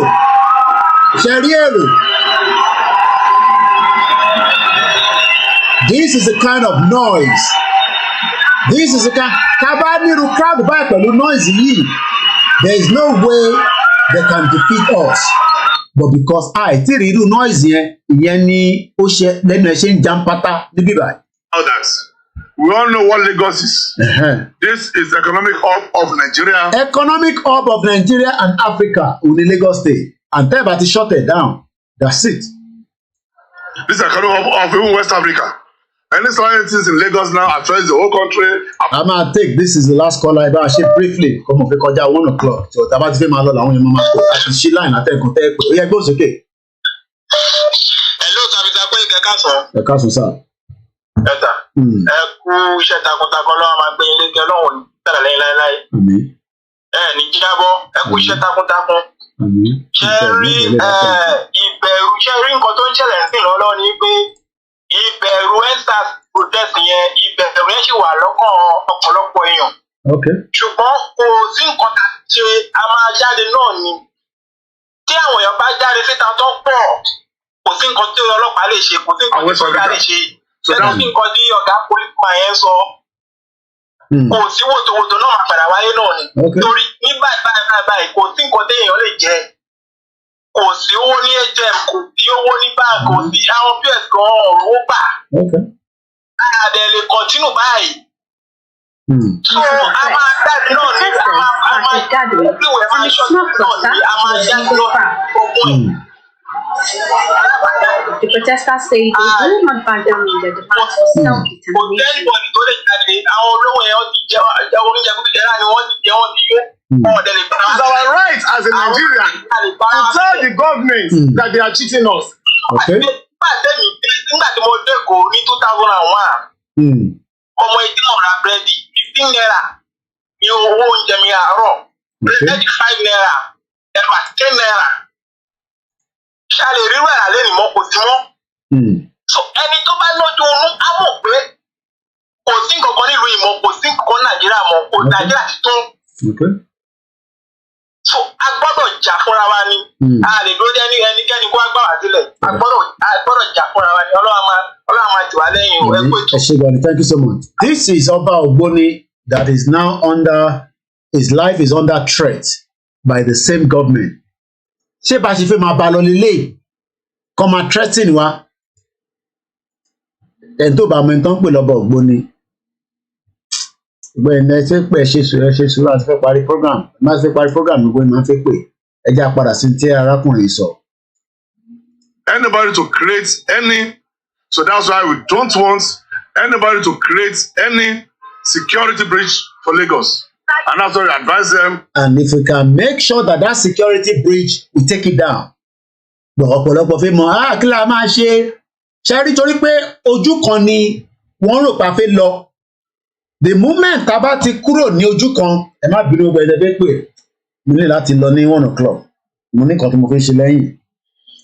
Tá a bá ti ṣe kí ni tá a bá ti jẹ́ pé gbogbo Lagos State láti máa jáde ṣé Lagos State ní ọlọ́pàá tó lè capture gbogbo Lagos State ṣé Ogun State ní ọlọ́pàá tó lè capture gbogbo local government ṣé Ondo State ní ọlọ́pàá tó lè capture gbogbo local government ṣé Ọ̀ṣun State ní ọlọ́pàá tó lè capture gbogbo Ọ̀ṣun State we are gbọ́dọ̀ spread wọn ni torí pa wà lójú kan lọ́sẹ̀ lè ṣe gbogbo eléyìí gbogbo ẹnu tẹnu ẹ̀ ń tán yọ́ntán nísìn torí pé a wà lójú kan ẹ má bínú yàrá kíkẹ́ àtẹ̀tọ́ pé ẹ má bínú ní láti lọ nísìn inú ẹ̀ kó kọjá 1 o'clock and only have 5 minutes left.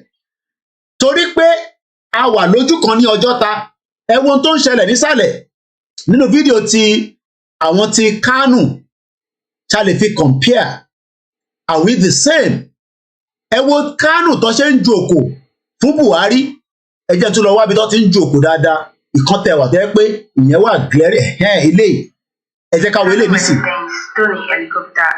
Can you imagine ẹ wá dúró òkò tó ń jù fún Buhari tó bá já wa ni wọ́n á máa lé wa pa wọ́n á máa lé wa mú àbí bẹ́ẹ̀ kọ́ ẹ wo helicopter Buhari gan lè sọ kò lè land ṣé Kánò kì í ṣe ọ̀bù Nàìjíríà ni ẹ wo yàtọ̀ mo fẹ́ kẹ́ wo fídíò yẹn ká wá fi compare sí ṣé àwájú òkúta níbí báyìí ọjà fọ́sílẹ̀ mo ti ń play kan ní background mo pẹ́ ń rí yẹn ẹ jẹ́ ká padà sọ́jọ́ta ẹ wo àwọn èèyàn wa tó jáde ní Ọjọ́ta ẹ jẹ́ ká fast forward fídíò yẹn láti bí báyìí kí làwọn èèyàn wa ń ṣe wọ́n ń kúnlẹ̀ ẹ wo àwọn èèyàn wa ẹ compare pẹ̀lú in tó ń ṣẹlẹ̀ nísàlẹ̀ ẹ wo yàn ẹ wo àwọn èèyàn tí wá kí ni wọ́n ń ṣe à ń béèrè fẹ́tọ̀ wa kọ́lọ́n fọ́run kẹ́yà wa Abíọ́lá Táíwò àwọn náà wà lára àwọn tó gbé ọba Ògbóni lélẹ̀ ìfẹ́yìn tẹ́ ẹ̀ bá mọ̀ wọ́n àwọn ni wọ́n ti ń wá nísìn Nigerian government ó ń wá wọn. The government that this is what we don't want. We have. ṣé ta bá ń dúró imagine 3 years ago bàbá yìí wọ́n gbé lọ sí prison Mrs. Abíọ́lá Táíwò tó kú tó ń pè ní Yèyé Lúfẹ̀ àwọn náà wà lára àwọn tọ́kọ lọ sí prison níjọ́ náà lọ́n tó fi ń pè wọ́n ní G49 and the tó ṣe ń ṣe bẹ́ẹ̀ ni pé because gbogbo akọ́ là ń dìde tó bá jẹ́ pé gbogbo là ń dìde ni ọlọ́pàá ò ní máa wáyàn kankan DSS ò ní máa wáyàn kankan if we have to burn anything down we burn it down ẹ bá máa sọ pé ká máa ṣe gẹ́gẹ́ shut everything down Koiki yé máa sọ yẹn èyàn wà violent ìyẹn ṣọ̀rọ̀ tó yẹ kó máa sọ protest ò ń ṣe tíyàn máa ń ṣe pẹ̀lú pé kò ní sí violent máa wà nínú protest is always violent ẹ jẹ́ kí n lọ sí France àwọn yẹn máa ń jà gidi ni àwọn tààrà France àwọn ń kíá but àwọn Nigerians ò ní sọ yẹn fẹ́ yìí protest in Paris no Paris ní kí n wá Paris àwọn máa ń jó nǹkan wọn máa ń bà wọn jẹ́ ni gọ́ọ̀mẹ̀ntì àlọ́ máa tún ṣe ẹ jẹ́ ká lọ wo protest January lélẹ́yìí o àwọn tààrà France lélẹ́yìí ẹ wòran tí wọ́n máa ń wà violent àwọn ń ṣeré àwọn kì í fi protest ṣeré protest gbọ́dọ̀ wà violent ni pé kò ní wà violent rọ́lẹ́ pa ará France lélẹ̀ báwo ni tòyìnbó ṣe fẹ́ yàtọ̀ sí tọ̀dọ̀ tiwa nígbà tí civilized country tí wọ́n ń bà violent àwa máa sọ pé a fẹ́ ṣe tiwa wọ́n ń ju kíní sáwọn náà wọ́n ń ju tíágà sáwọn náà àbẹ́ẹ̀rí ni. Koiki yé máa sọ̀rọ̀ bẹ́ẹ̀ o àwọn láìbò ṣe máa ń sọ̀rọ̀ yẹn. January lélẹ́yìí o kí ni reason tó ṣe ń protest huge march protest are protesting because minimum wage from 62 to 64. 8 main unions are leading a day of action across the country. Could be the biggest protest in 13 years. Àwọn tọ̀dọ̀ ti yín àwọn Nigerian Labour Congress wọ́n ti gbà bọ̀dẹ̀ lọ́wọ́ Tinubu wọ́n ti gbà bọ̀dẹ̀ lọ́wọ́ Buhari so ní rírú eléyìí ó jẹ́ kí Nigerian Labour Congress ó jẹ́ kó ti gba protest síta nísìn bọ̀ wọ́n ti fún wọn lówó so wọ́n ní protest. ṣẹ́ríran.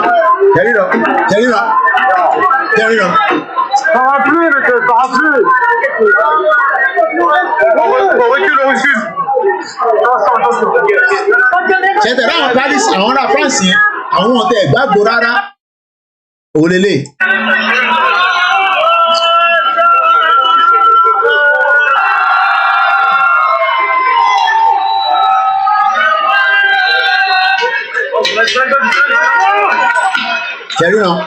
ṣẹ̀ríran kò sí ọkọ̀ tó ń jẹ́ pé peaceful kí ló ń peaceful nínú protest ẹ wá wo tí àwọn eléyìí ṣe ní Kánò irú ẹ̀ ló ń ṣe ní Paris ẹ wọ àwọn ará Kánò.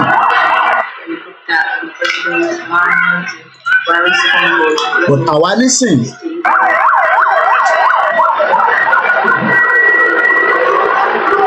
ẹ wá wo tí ẹ̀jẹ̀ àwa sí nígbà.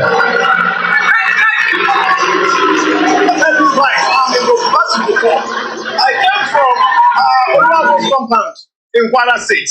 Why I was born and brought up in Lagos. So I know my right as a citizen of this country.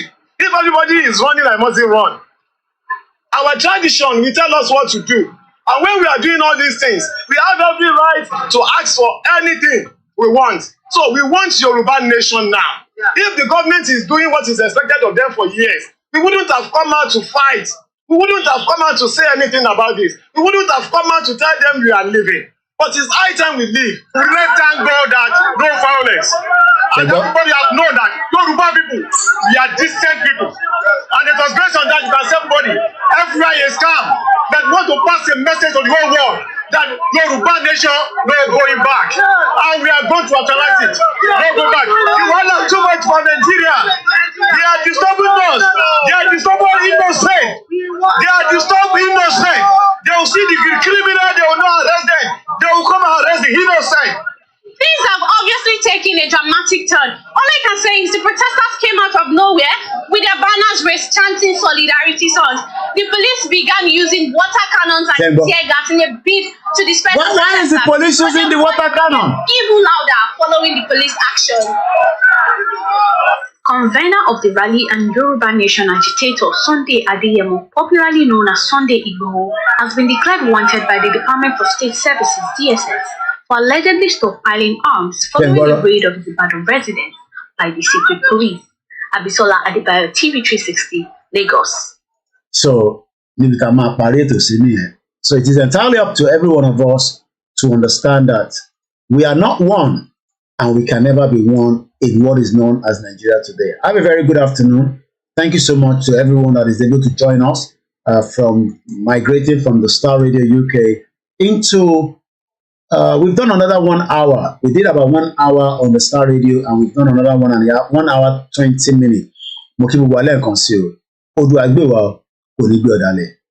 Àwa la máa gbára wa sílẹ̀, èèyàn kọ́kàn fẹ́ jẹ́ kẹ́ lọ, ẹni tó bá ń sin ẹrú kò fẹ́ jẹ́ kẹ́rú ẹ̀ lọ, ẹrú ló máa já rẹ̀ sílẹ̀.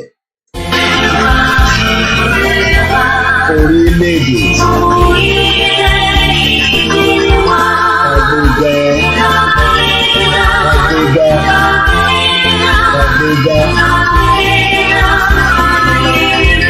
ìgbàgbọ́ àti bẹ̀rù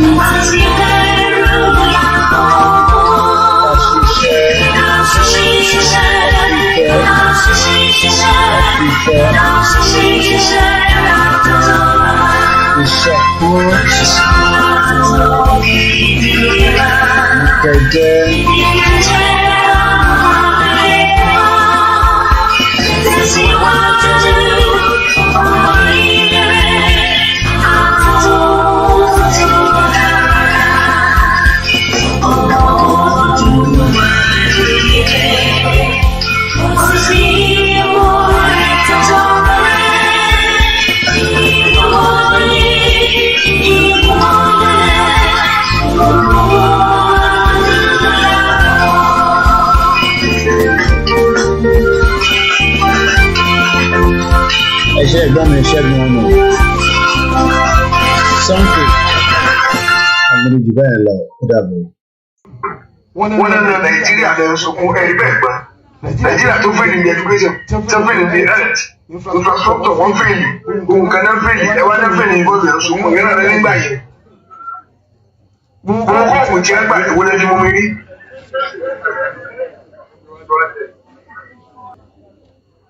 àfáwé náà wá sí òun kí ló dé wọn na ọmọ wa lánàá ni orí ìrìn òpé ọmọ rẹ dànù wọn. kọ́lá tí nàìjíríà bá gbọ́ bọ́ọ̀lù tí a bá yege èmi wà náà tí ó máa sunkún.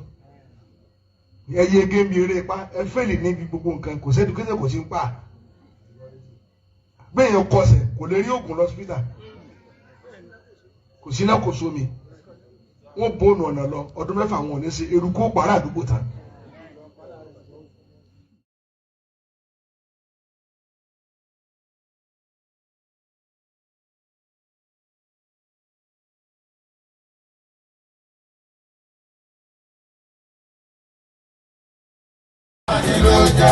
ọmọ Oòduà ọ̀gá Fúlàní ọ̀gá Fúlàní ọ̀gá Fúlàní ló jẹ́ o. Yorùbá nation yìí ti gbogbo wa ni kó má gbọ́dọ̀ bàjẹ́ torí kò sílùú mìíràn.